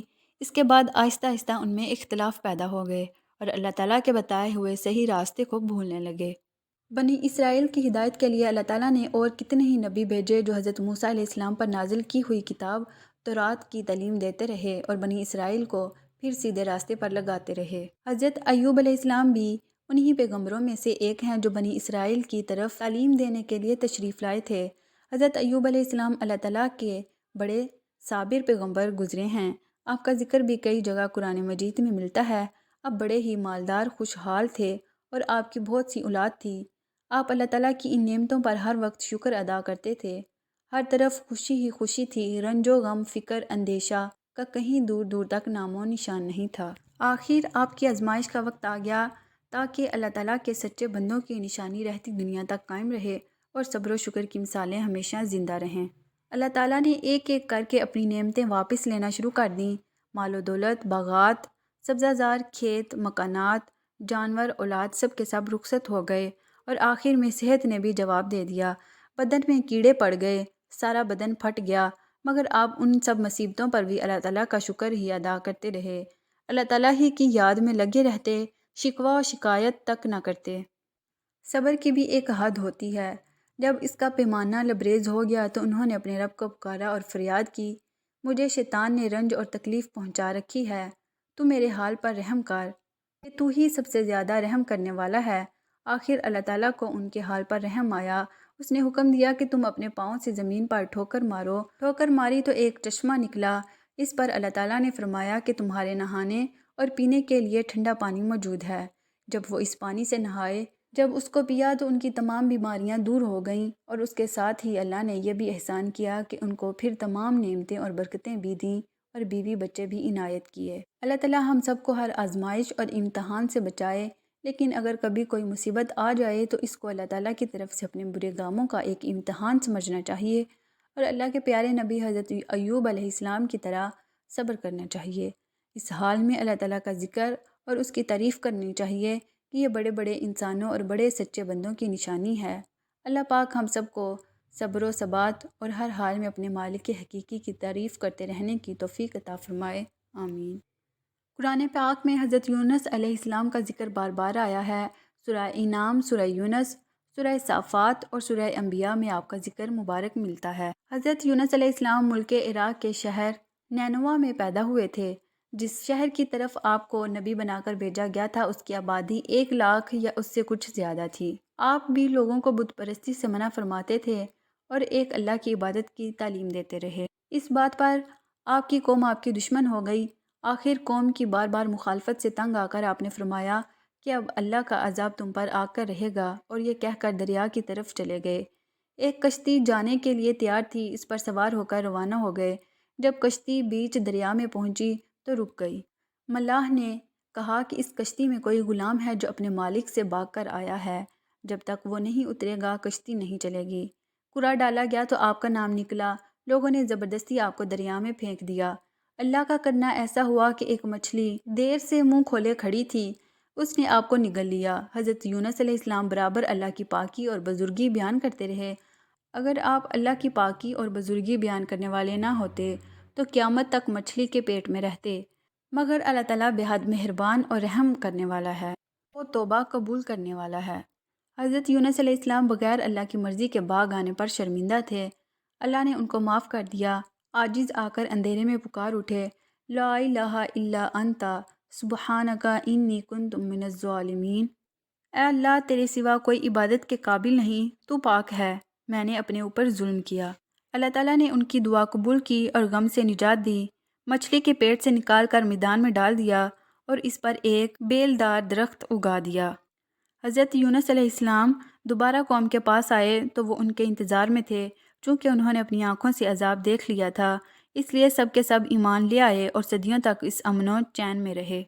حضرت یونس علیہ السلام نے مچھلی کے پیٹ میں جو دعا کی تھی، اب جب کوئی مصیبت یا آفت نازل ہوتی ہے تو اس کو پڑھا جاتا ہے، اللہ پاک اس کی برکت سے آفات کو دور کر دیتا ہے۔ حضرت موسیٰ علیہ السلام کے انتقال کے کافی عرصہ بعد بنی اسرائیل کے سرداروں نے اس وقت کے نبی سے کہا کہ ہم کو ایک بادشاہ کی ضرورت ہے جس کی سرداری میں ہم اللہ کے دشمنوں سے جنگ کریں۔ اللہ کے نبی ان کی حالت کو خوب جانتے۔ پہلے انہوں نے انکار کر دیا کہ یہ لوگ بزدل ہیں، جنگ وغیرہ کچھ نہیں کریں گے، مگر جب قوم اور سرداروں کا اصرار بڑھا اور وہ نہیں مانے تو اللہ کے نبی نے فرمایا، اللہ تعالیٰ نے تمہارے لیے طالوت کو بادشاہ مقرر کیا ہے۔ طالوت ایک غریب آدمی تھے۔ سردار امیر لوگ طالوت کا نام سنتے ہی ناراض ہو گئے، اور سرداری اور بادشاہت تو ہمارا حق تھا، یہ غریب آدمی کو کیسے مل گیا؟ حضرت طالوت بڑے عالم، عابد، جنگ کے ماہر اور بڑے بہادر اور طاقتور آدمی تھے، اس لیے اللہ نے ان کو بادشاہ مقرر کیا تھا۔ اللہ کے نزدیک تو امیر و غریب سب برابر ہیں، اس کے نزدیک وہی اچھا ہے جو نیک ہے۔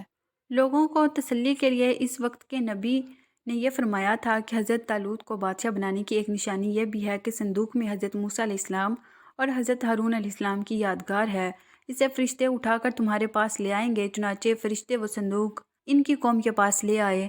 آخر انہوں نے حضرت طالوت علیہ السلام کو اپنا بادشاہ بنا لیا۔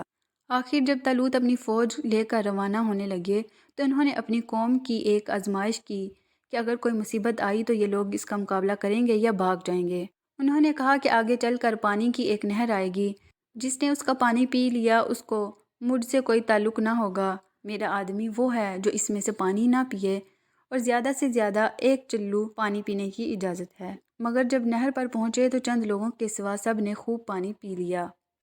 جب نہر کے پار اتر گئے تو کہنے لگے، ہم اپنے دشمن جالوت سے لڑنے کی طاقت نہیں رکھتے، مگر ان میں وہ لوگ جو ایماندار تھے، جنہوں نے صرف 1 گھونٹ پانی پیا تھا، وہ پکار اٹھے کہ اکثر ایسا ہوتا ہے کہ اللہ کے حکم سے تھوڑی سی جماعت بڑی جماعت پر غالب آ جاتی ہے۔ اللہ ہمیشہ صبر کرنے والوں کا ساتھ دیتا ہے۔ حضرت طالوت علیہ السلام کے بعد حضرت داؤد علیہ السلام کو اللہ تعالیٰ نے حکومت عطا کی، اور حکومت بھی ایسی عطا کی کہ انسانوں کے ساتھ پہاڑوں اور پرندوں کو بھی ان کا فرما بردار کر دیا، ان کو دانائی اور مقدموں کے فیصلے کرنے کی لیاقت بخشی، پھر بھی وہ اللہ کی عبادت ہر وقت کرتے رہتے۔ حضرت داؤد علیہ السلام بھی بنی اسرائیل کے بڑے نبی گزرے ہیں۔ آپ کا ذکر قرآن پاک میں کئی جگہ آیا ہے۔ آپ پر آسمانی کتاب زبور نازل ہوئی تھی۔ ایک دفعہ اللہ تعالیٰ نے ان کا امتحان لیا۔ وہ اس طرح کے 2 آدمی ان کے مکان میں گھس آئے جس میں وہ عبادت کرتے تھے۔ آپ نے انہیں دیکھا تو گھبرا گئے۔ انہوں نے کہا، آپ گھبرائیں نہیں، ہم اپنا جھگڑا لے کر آئے ہیں۔ میرے اس بھائی کے پاس 99 دمبیاں ہیں اور میرے پاس صرف ایک ہے۔ اب یہ ایک دمبی کو بھی لینا چاہتا ہے۔ آپ انصاف کے ساتھ فیصلہ کریں۔ آپ نے فرمایا کہ جو تم سے دمبی مانگ رہا ہے اس میں یہ زیادتی پر ہے، اور اکثر شریک ایک دوسرے پر زیادتی کرتے ہیں۔ البتہ جو لوگ اللہ پر ایمان رکھتے ہیں اور نیک کام کرتے ہیں وہ اس زیادتی سے بچ جاتے ہیں، مگر ایسے شریک بہت کم ہوتے ہیں۔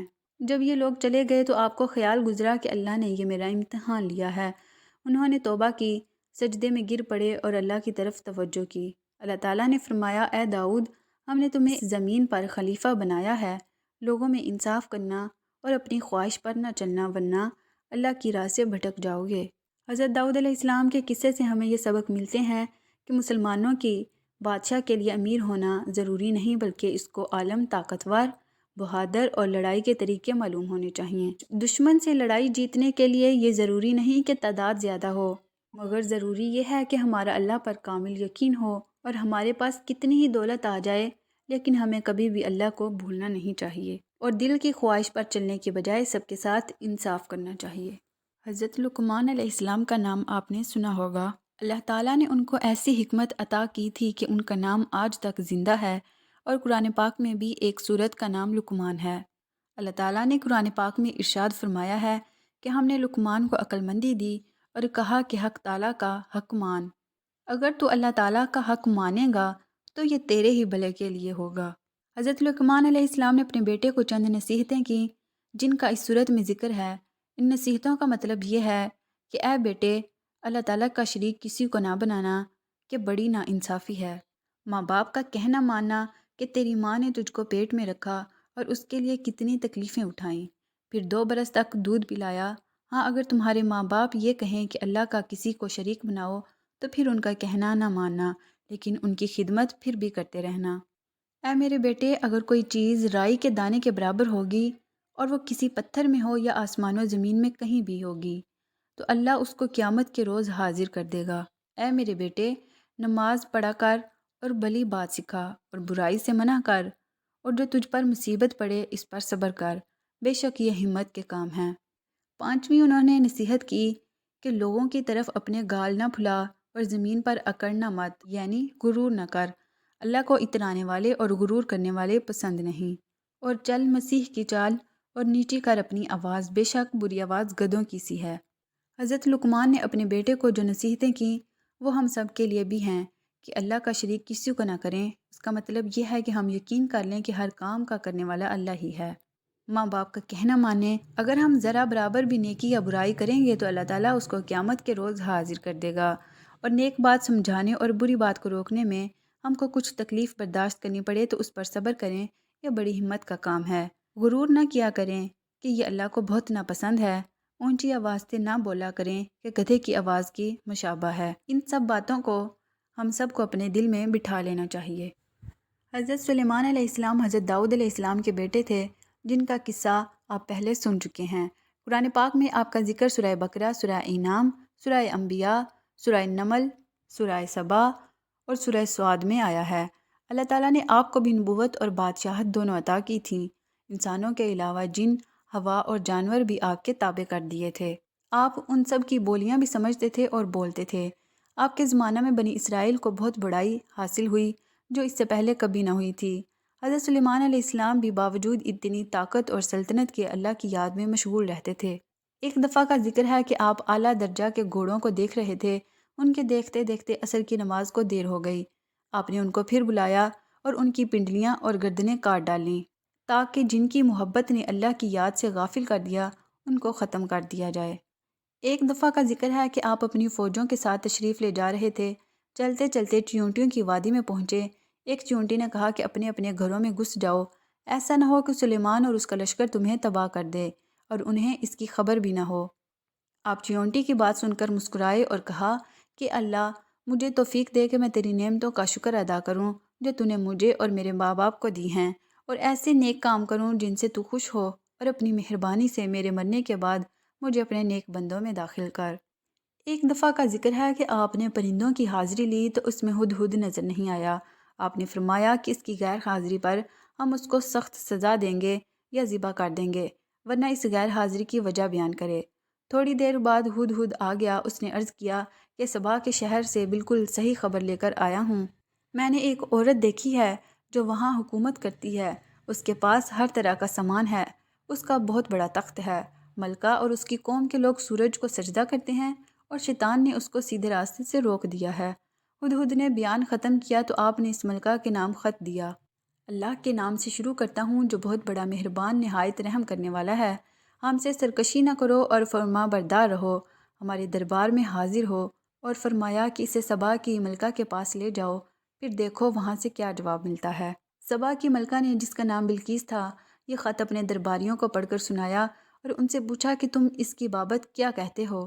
سب نے یک زبان ہو کر کہا کہ ہم بڑے طاقت والے اور بڑے لڑنے والے ہیں، ویسے آپ کو اختیار ہے جو حکم دیں۔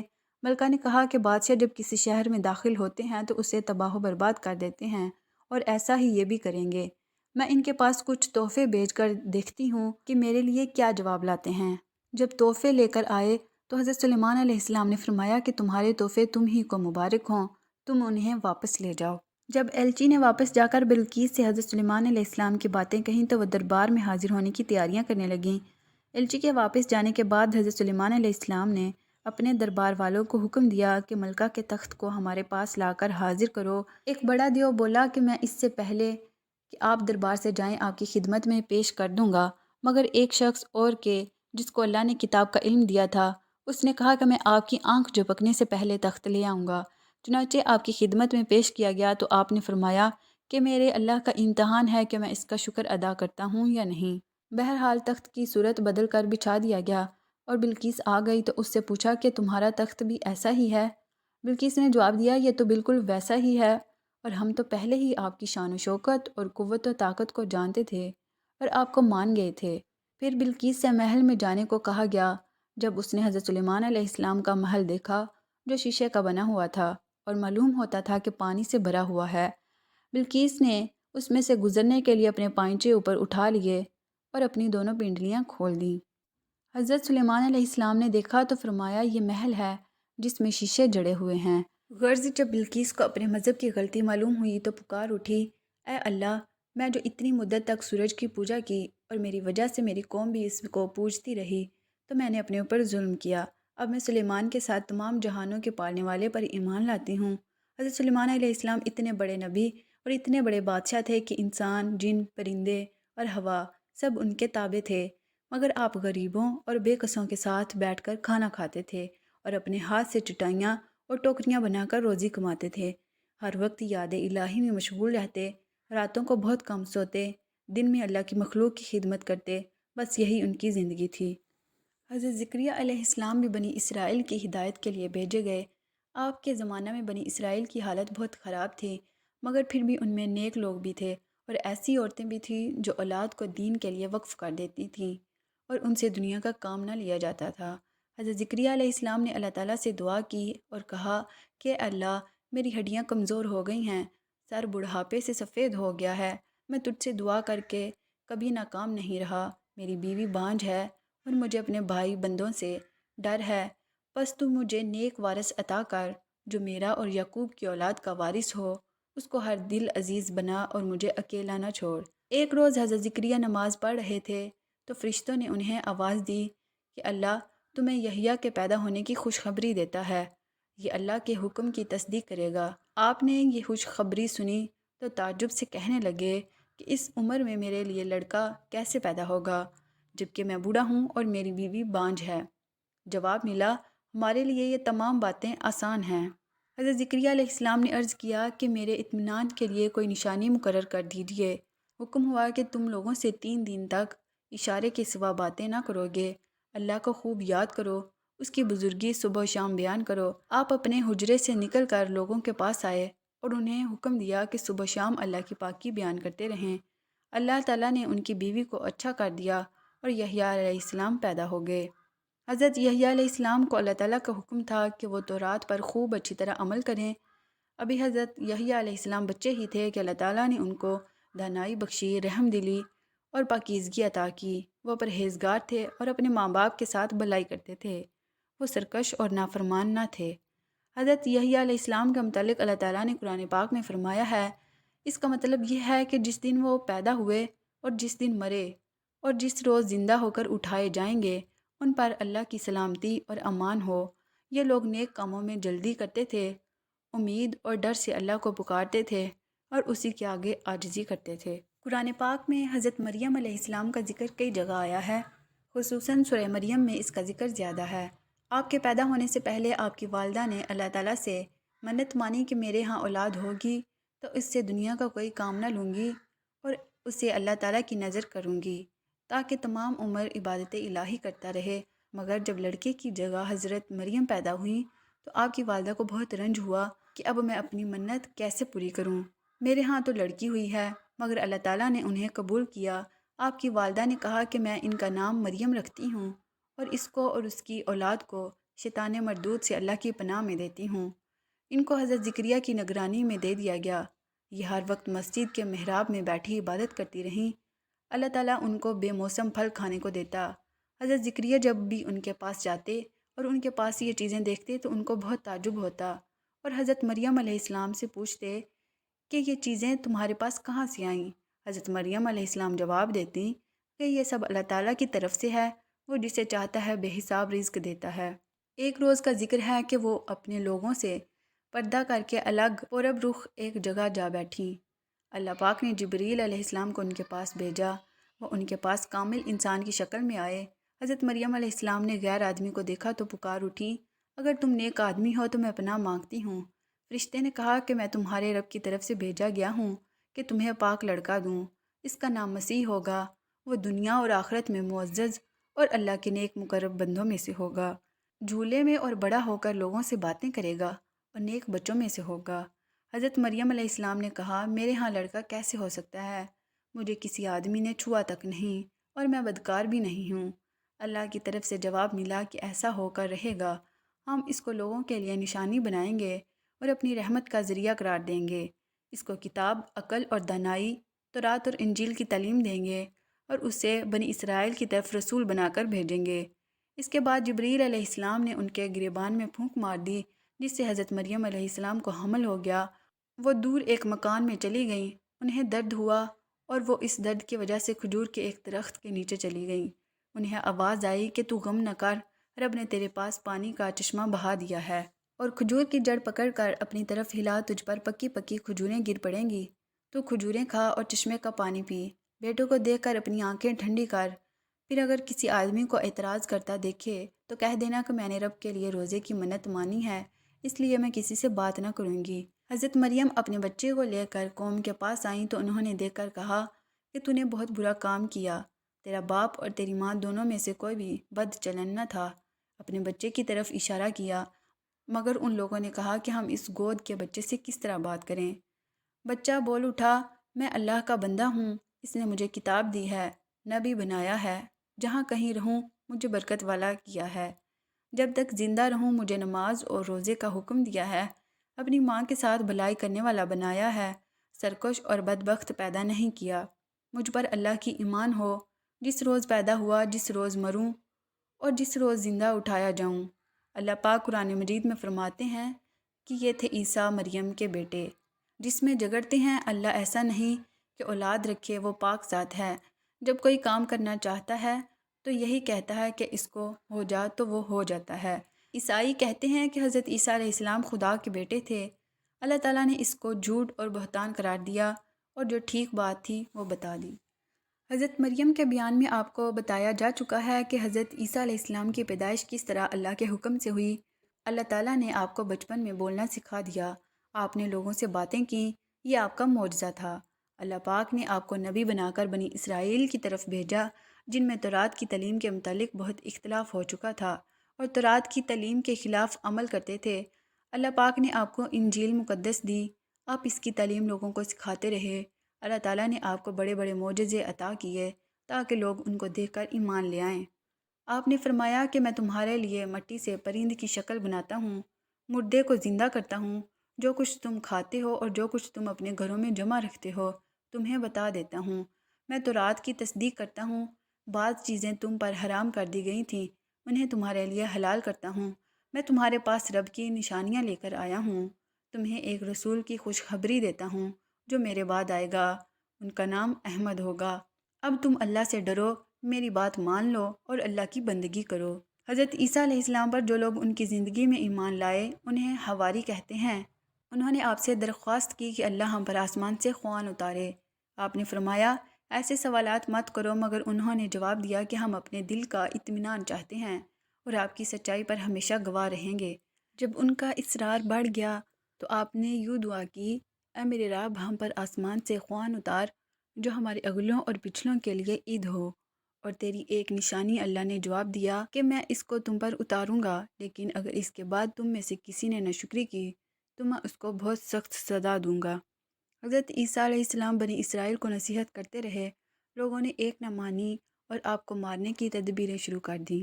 اس وقت اللہ تعالیٰ نے حضرت عیسیٰ علیہ السلام سے فرمایا، میں پہلے تجھے اپنی طرف بلند کروں گا، پھر وفات دوں گا، اور جن لوگوں نے تیرا انکار کیا ہے ان سے تجھ کو پاک کرنے والا ہوں۔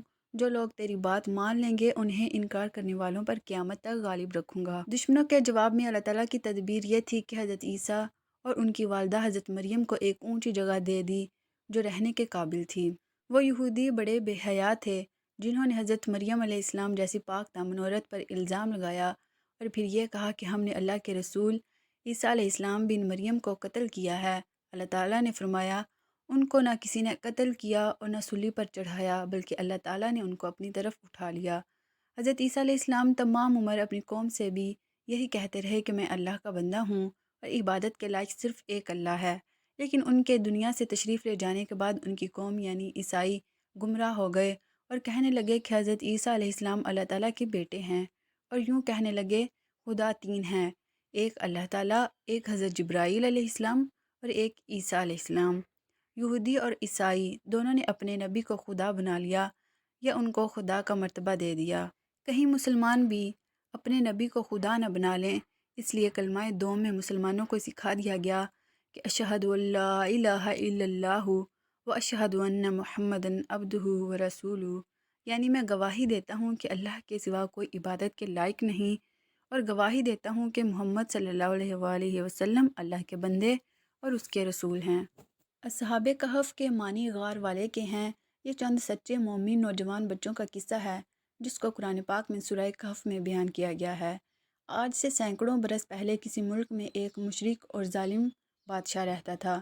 وہ خود بھی اللہ کو چھوڑ کر بتوں کی پوجا کرتا تھا اور دوسروں کو بھی بتوں کی پوجا کا حکم دیتا تھا۔ جو ایسا نہیں کرتا اس کو سخت سزائیں دیتا۔ ان کی سلطنت میں کچھ نوجوان بچے جن کی تعداد تقریباً 7 تھی، اللہ نے ان کو سیدھا راستہ دکھایا۔ یہ اللہ کو مانتے اور بتوں کو پوجنے کو برا سمجھتے تھے۔ ان کے ماں باپ نے ان کو بہت سمجھایا کہ بادشاہ کو اگر خبر ہو گئی تو قتل کرا دے گا، لیکن ان بچوں کے دل میں اللہ کی محبت گھر کر گئی تھی۔ ماں باپ کی بھی نہ سنی اور اللہ کی تعریف اعلانیہ کرنے لگے۔ آخر ایک دن بادشاہ کو خبر پہنچ گئی۔ لڑکے ڈر کی وجہ سے ایک پہاڑ کے غار میں جا کر چھپ گئے۔ ان کے ساتھ ان کا کتا بھی تھا، وہ بھی ساتھ چلا گیا۔ جب کوئی شخص اللہ کا ہو جاتا ہے تو اللہ بھی اس کی مدد کرتا ہے۔ جب یہ غار میں پہنچے تو اللہ تعالیٰ نے ان کو سلا دیا اور کتا غار کے منہ پر بیٹھ گیا۔ اس کو بھی اللہ تعالیٰ نے سلا دیا۔ اللہ تعالیٰ نے اپنی نشانی اور لوگوں کو اپنی قدرت دکھانے کے لیے 309 سال تک سلائے رکھا۔ اس عرصہ میں پتہ نہیں کتنے بادشاہ ختم ہو گئے، زمانہ بدل گیا، لوگ بدل گئے۔ 309 سال بعد اللہ تعالیٰ نے ان کو تھوڑی دیر کے لیے جگایا۔ ان کو ایسا معلوم ہوا کہ وہ ابھی سوئے تھے۔ انہوں نے دیکھا کہ سب چیزیں اسی طرح موجود ہیں جس طرح وہ سوئے تھے۔ کتا بھی اسی غار کے منہ پر بیٹھا تھا۔ ان کو بھوک معلوم ہوئی تو انہوں نے اپنے چند ساتھیوں کو سکے دیے کہ چھپ چھپا کر کسی طرح بازار سے جا کر کچھ کھانا لے آئیں۔ جب یہ ساتھی بازار گئے تو وہاں کی ہر چیز بدلی ہوئی نظر آئی۔ دکان پر پہنچے، کھانا خریدا۔ جب وہ سکہ دیا تو لوگوں کو بہت تعجب ہوا کہ یہ سکہ فلاں بادشاہ کے وقت کا ہے جس کو مرے ہوئے کئی 100 برس ہو گئے۔ لوگوں کو شک گزرا کہ کہیں کوئی خزانہ تو ان کے ہاتھ نہیں لگا، اور آہستہ آہستہ یہ بات اس وقت کے بادشاہ کو پہنچ گئی۔ یہ بادشاہ بہت ایماندار تھا اور اللہ کو مانتا تھا۔ اس نے ان لڑکوں کو اپنے دربار میں بلایا اور سارا قصہ سنا۔ بادشاہ کو اور حاضرین کو بہت تعجب ہوا۔ بادشاہ ماں درباریوں کے اس کے غار تک آئے۔ انہوں نے ان لڑکوں کو سوتا ہوا دیکھا۔ ان کی آنکھیں کھلی ہوئی تھیں مگر جسم سو رہے تھے۔ بادشاہ اور ان کے درباریوں پر ایک وحشت طاری ہو گئی اور واپس چلے آئے۔ یہ لڑکے جو کھانا لینے آئے تھے غار میں داخل ہوتے ہی اپنے ساتھیوں کے ساتھ مل کر سو گئے۔ بادشاہ اور ان کے درباریوں کو اور یقین ہو گیا کہ اللہ تعالیٰ بڑی طاقت اور قدرت والا ہے۔ مرنے کے بعد وہ اسی طرح زندہ کرے گا جس طرح ان غار والوں کو کیا ہے۔ یہ لوگ اسی غار میں قیامت تک سوتے رہیں گے۔ اللہ تعالیٰ نے اس واقعہ سے ہم کو بتایا کہ وہ اپنے ماننے والوں کی حفاظت کرتا ہے، ظالموں سے نجات کی ایسی صورتیں پیدا کر دیتا ہے جو کسی انسان کے وہم و گمان میں بھی نہیں آ سکتی۔ ہم کو یہ بھی سبق ملتا ہے کہ جس شخص میں اللہ تعالیٰ کی محبت پیدا ہو جاتی ہے وہ کسی بڑے سے بڑے بادشاہ سے بھی نہیں ڈرتا۔ حضرت عیسیٰ علیہ السلام کا ذکر تو آپ پہلے سن چکے ہیں۔ انہوں نے اپنی قوم سے کہا تھا کہ میرے بعد ایک نبی آئے گا، ان کا نام احمد ہوگا۔ حضرت عیسیٰ علیہ السلام کو جب اللہ تعالیٰ نے آسمان پر زندہ اٹھا لیا تو اس کے بعد 1.5 سال تک عیسائی ادھر ادھر بھٹکتے رہے۔ ان کے عالموں نے حضرت عیسیٰ علیہ السلام کی تعلیمات کو اکٹھا کیا، اس کا نام انجیل مقدس ہے۔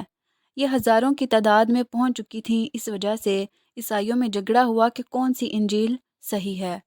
غرض حضرت عیسیٰ علیہ السلام کے بعد جب ہر طرف کفر و شرک اور جہالت پھیل گئی اور اللہ تعالیٰ کو لوگ بھول گئے تو پھر اللہ تعالیٰ کو اپنی مخلوق پر رحم آیا۔ اس نے لوگوں کو سیدھا راستہ بتانے کے لیے اپنے پیارے حبیب محمد صلی اللہ علیہ وآلہ وسلم کو مکہ معظمہ میں پیدا فرمایا۔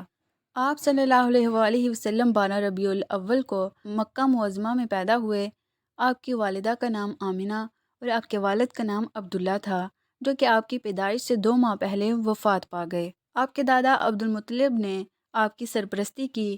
اس زمانے میں عرب میں یہ دستور تھا کہ شریف گھرانوں کے بچے دیہاتوں میں پرورش پاتے تھے۔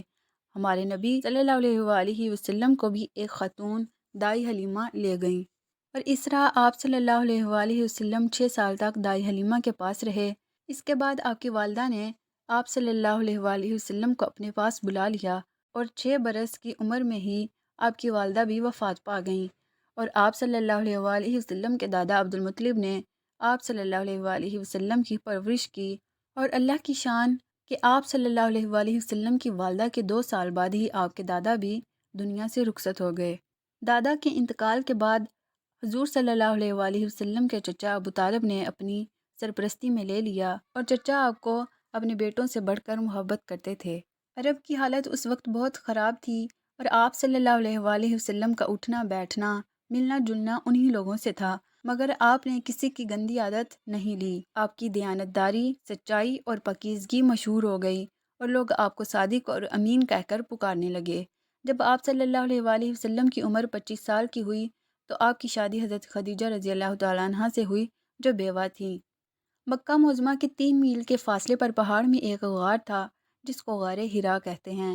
حضور صلی اللہ علیہ وآلہ وسلم کئی روز کا کھانا لے کر اس غار میں چلے جاتے اور وہاں اللہ تعالیٰ کی عبادت کرتے۔ ایک روز آپ معمول کے مطابق عبادت میں مشغول تھے کہ اچانک حضرت جبرائیل علیہ السلام تشریف لائے اور قرآن پاک کی یہ آیتیں پڑھ کر سنائی، جن کا ترجمہ یہ ہے کہ پڑھ اپنے رب کے نام سے جس نے پیدا کیا، جس نے انسان کو جمے ہوئے خون سے بنایا۔ پڑھ اور تیرا رب کریم ہے جس نے قلم کے ذریعہ تجھے علم سکھایا، انسان کو وہ بتایا جو وہ نہیں جانتا تھا۔ غار حرا میں آپ صلی اللہ علیہ وآلہ وسلم کو نبوت عطا کی گئی اور حکم دیا گیا کہ اللہ تعالیٰ کے بندوں کو سیدھا راستہ بتائیں۔ آپ اپنی ذمہ داری کا خیال کر کے کانپ گئے اور گھبرائے ہوئے گھر تشریف لائے۔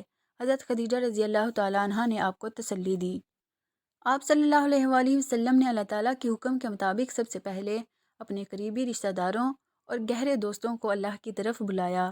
سب سے پہلے حضرت خدیجہ رضی اللہ تعالیٰ عنہا، حضرت علی آپ کے چچا زاد بھائی، حضرت زید بن حارث آپ کے آزاد کیے ہوئے غلام اور حضرت ابوبکر صدیق رضی اللہ تعالیٰ عنہ جو آپ صلی اللہ علیہ وآلہ وسلم کے گہرے دوست تھے، ایمان لائے اور اللہ کے دین کو پھیلانے لگے۔ ہمارے پیارے نبی صلی اللہ علیہ وآلہ وسلم کو اللہ کا دین پھیلانے میں بڑی مشقتیں اور تکلیفیں برداشت کرنی پڑیں اور آپ صلی اللہ علیہ وآلہ وسلم کی تسلی کے لیے اور قوم کی عبرت کے لیے پہلے نبیوں کے قصے بتائے گئے۔ یہ قصے تو ہم آپ کو پیچھے سنا چکے ہیں۔ اللہ تعالیٰ نے ہمارے پیارے نبی صلی اللہ علیہ وآلہ وسلم کو بیت المقدس اور آسمانوں کی راتوں رات سیر کرائی، جسے معراج کہتے ہیں۔ ایک رات جب آپ سو رہے تھے کہ حضرت جبرائیل علیہ السلام تشریف لائے اور آپ کا سینہ چاک کر کے قلب کو آب زمزم سے دھویا اور اس میں ایمان اور حکمت بھر دی۔ آپ کے پاس سفید رنگ کا براق لایا گیا جس پر آپ کو سوار کیا گیا۔ حضرت جبرائیل علیہ السلام نے اس کی رکاب پکڑی۔ راستے میں آپ کو بہت سے عجائبات دکھائے گئے۔ براق کا ایک قدم جہاں تک نگاہ جاتی تھی پڑتا تھا۔ آپ کو بیت المقدس پہنچایا گیا جہاں مسجد اقصیٰ میں آپ امام بنے۔ آپ کے پیچھے تمام انبیاء نے نماز پڑھی، پھر تمام انبیاء سے ملاقات کرائی گئی اور اس کے بعد آسمان کا سفر شروع ہوا اور ایک کے بعد دوسرے آسمان پر تشریف لے گئے۔ ہر آسمان پر کسی پیغمبر سے ملاقات ہوئی، پھر آپ کو سدرۃ المنتہا کی طرف بلند کیا گیا۔ اس کا ذکر قرآن پاک میں آیا ہے۔ یہاں تک کہ ایک مقام پر پہنچے، پھر حضرت جبرائیل علیہ السلام ٹھہر گئے۔ ہمارے پیارے نبی صلی اللہ علیہ وآلہ وسلم نے فرمایا کہ ایسے مقام میں کوئی دوست اپنے کو چھوڑتا ہے۔ انہوں نے کہا کہ اگر میں اس مقام سے آگے بڑھوں تو نور سے جل جاؤں۔ پھر آپ کو نور سے پیوست کر دیا گیا اور 70,000 حجاب طے کرائے گئے، یہاں تک کہ تمام انسانوں اور فرشتوں کی آہٹ قطع ہو گئی، یہاں تک کہ آپ عرش عظیم تک پہنچے۔ اللہ تعالیٰ کی طرف سے ہمارے پیارے نبی صلی اللہ علیہ وآلہ وسلم کو امت کے لیے تحفے دیے گئے، اور وہ یہ ہیں کہ 5 نمازیں فرض کی گئیں، دوسرا سورہ بقرہ کا آخری رکوع دیا گیا، اور تیسرا جو شخص آپ کی امت میں اللہ تعالیٰ کے ساتھ کسی کو شریک نہ ٹھہرائے اس کے گناہ معاف کیے گئے، اور چوتھا یہ بھی وعدہ ہوا کہ جو شخص نیکی کا ارادہ کرے اور اس کو کرنے نہ پائے تو اس کی ایک نیکی لکھی جائے گی، اور اگر اس کو کر لیا تو کم از کم 10 حصے کر کے لکھے جائیں گے، اور جو شخص بدی کا ارادہ کرے اور پھر اس کو نہ کرے تو بالکل وہ نہ لکھی جائے گی، اور اگر اس کو کر لے تو ایک ہی بدی لکھی جائے گی۔ جب کفار مکہ بہت تکلیف دینے لگے تو آپ صلی اللہ علیہ وآلہ وسلم نے اپنے اصحاب کو ہجرت کی اجازت عطا فرمائی۔ آپ صلی اللہ علیہ وآلہ وسلم مدینہ منورہ میں 10 سال 2 ماہ رہے۔ جب جہاد فرض ہوا تو آپ صلی اللہ علیہ وآلہ وسلم نے کفار سے قتال شروع کیا۔ مدینہ منورہ آنے کے 1.5 سال کے بعد جنگ بدر ہوئی۔ جنگ بدر کا واقعہ قرآن پاک میں نقل کیا گیا ہے۔ غزوہ بدر کے بعد کافروں سے چند چھوٹی چھوٹی لڑائیاں اور جھڑپیں ہوئیں۔ پھر جنگ بدر کے 1 سال کے بعد جنگ احد ہوئی۔ کافروں کو بدر کی شکست کا رنج تھا، وہ اس کا بدلہ لینے کے لیے 1 سال بعد مدینہ منورہ پر چڑھ آئے۔ ہمارے پیارے نبی صلی اللہ علیہ وآلہ وسلم نے مسلمانوں سے مشورہ کیا اور طے پایا کہ مدینہ منورہ سے باہر جا کر مقابلہ کیا جائے۔ 70 مسلمان اسی جگہ میں شہید ہوئے، جن میں آپ صلی اللہ علیہ وآلہ وسلم کے چچا حضرت حمزہ بھی شامل ہیں۔ آپ قرآن پاک میں دونوں جنگوں کی تفصیل پڑھ سکتے ہیں۔ اس کے بعد کئی غزوات ہوئیں، جن میں غزوہ بنی نذیر، غزوہ بدر ثانی، غزوہ احزاب شامل ہیں۔ ہمارے پیارے رسول صلی اللہ علیہ وآلہ وسلم کو مدینہ منورہ میں رہتے ہوئے 6 سال ہوئے تھے کہ آپ صلی اللہ علیہ وآلہ وسلم نے خواب میں دیکھا کہ آپ مکہ تشریف لے گئے ہیں۔ آپ نے عمرہ ادا کیا، چنانچہ آپ نے صحابہ رضی اللہ تعالیٰ عنہ کے ساتھ مکہ معظمہ جا کر عمرہ کرنے کی تیاری شروع کر دی۔ مکہ کے کافروں نے کہا کہ ہم مکہ میں آپ کو ہرگز نہ آنے دیں گے۔ غرض کافروں سے گفتگو کے بعد چند باتوں پر صلح ہوئی۔ ان میں یہ بات بھی تھی کہ اب آئندہ سال آ کر عمرہ کریں اور 10 برس تک ہمارے اور آپ کے درمیان لڑائی نہ ہو، اور کافروں کے دوست قبیلوں سے مسلمان نہ لڑیں اور مسلمان کے دوست قبیلوں سے کافر نہ لڑیں۔ وہاں 2 قبیلے تھے، ایک قبیلہ کافروں کا ساتھی تھا اور دوسرا قبیلہ مسلمانوں کا ساتھی تھا۔ اس کو صلح حدیبیہ کہتے ہیں۔ حدیبیہ ایک کنویں کا نام ہے جس مقام پر یہ صلح ہوئی تھی۔ آپ اس صلح کے بعد مدینہ طیبہ تشریف لا رہے تھے کہ راستے میں اللہ تعالیٰ نے سورہ فتح نازل کی، جس میں اس صلح کو فتح قرار دیا، چونکہ یہ صلح آئندہ فتح مکہ کا سبب بنی۔ تبوک ایک مقام ہے ملک شام میں۔ جب ہمارے پیارے نبی صلی اللہ علیہ وآلہ وسلم فتح مکہ اور غزوہ حنین سے فارغ ہوئے تو آپ کو خبر ہوئی کہ روم کا بادشاہ ہرقل مدینہ منورہ پر فوج بھیجنا چاہتا ہے اور فوج تبوک کے مقام پر جمع کی جائے گی۔ قبل اس کے کہ وہ حملہ کرے، آپ نے خود ہی مقابلہ کے لیے سفر کا ارادہ کیا اور مسلمانوں میں اعلان کر دیا، چونکہ یہ زمانہ بہت گرمی کا تھا اور مسلمانوں کے پاس سامان بہت کم تھا، سفر دور دراز کا تھا، اس لیے اس غزوہ میں جانا بڑی ہمت کا کام تھا۔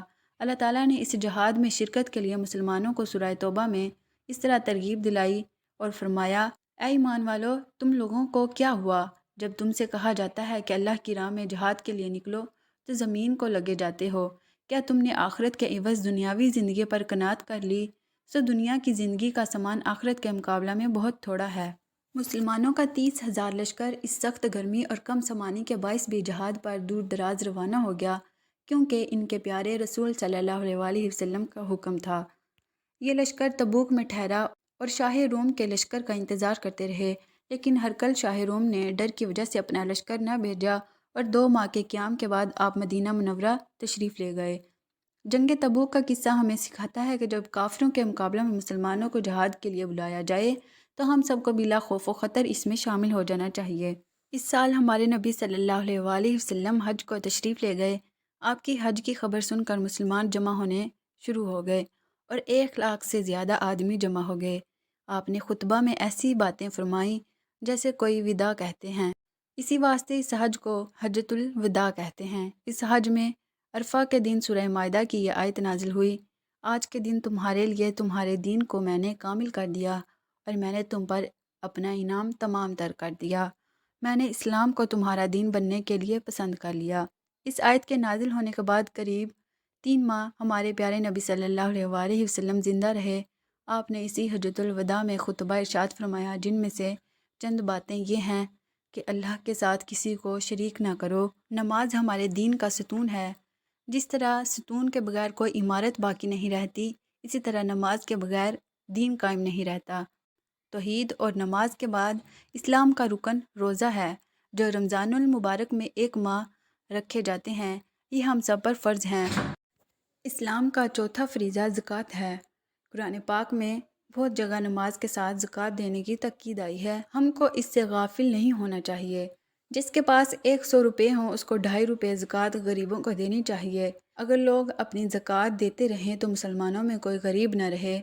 ہم نے اپنے اصولوں کو چھوڑ دیا اور ہم دوسروں کی طرف دیکھتے ہیں، حالانکہ یہ سب طریقے اللہ سے دور لے جانے والے ہیں۔ اسلام کا 5واں رکن حج ہے، اور جس کے پاس اتنے پیسے ہوں کہ حج کر سکے اس پر حج کرنا فرض ہے۔ مکہ معظمہ جا کر عرفات میں جمع ہونا اور اس کے سب ارکان ادا کرنے کو حج کہتے ہیں۔ اللہ تعالیٰ نے اپنی اور رسول صلی اللہ علیہ وآلہ وسلم کی اطاعت کے بعد ہم پر ماں باپ کی اطاعت بہت ضروری رکھی ہے۔ جہاد کے متعلق قرآن مجید میں اللہ تعالیٰ نے بہت سے احکامات دیے ہیں اور نصیحتیں کی ہیں۔ جہاد کا مقصد یہ ہے کہ اللہ تعالیٰ کے دین کو دنیا میں غالب کرنے کے لیے مسلمانوں کو ان قوموں سے لڑنا چاہیے جو اللہ اور اس کے رسول کی اطاعت نہیں کرتے، بلکہ شیطان کے ساتھی ہیں اور دنیا میں ایسے کاموں کو رواج دیتے ہیں جن سے وہ خوش ہو۔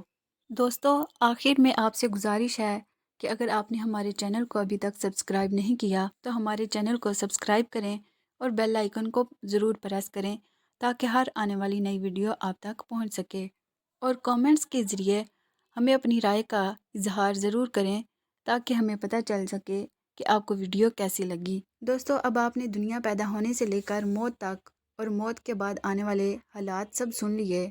دوستو، اب آپ نے برے لوگوں کی بری باتیں اور اس کے برے انجام، اچھے لوگوں کی اچھی باتیں اور اس کے اچھے انجام سب سن لیے۔ اب ہمیں اختیار ہے کہ ہمیں اچھے کام جو خدا اور اس کے رسول صلی اللہ علیہ وآلہ وسلم نے بتائے ہیں کر کے جنت والے بن جائیں، یا برے کام کر کے اور شیطان کو خوش کر کے دوزخ والے بن جائیں۔ دعا کیجئے کہ اللہ تعالی ہم سب کو جنت والا بنائے، آمین۔ ملتے ہیں نیکسٹ ویڈیو میں، تب تک کے لیے اللہ حافظ۔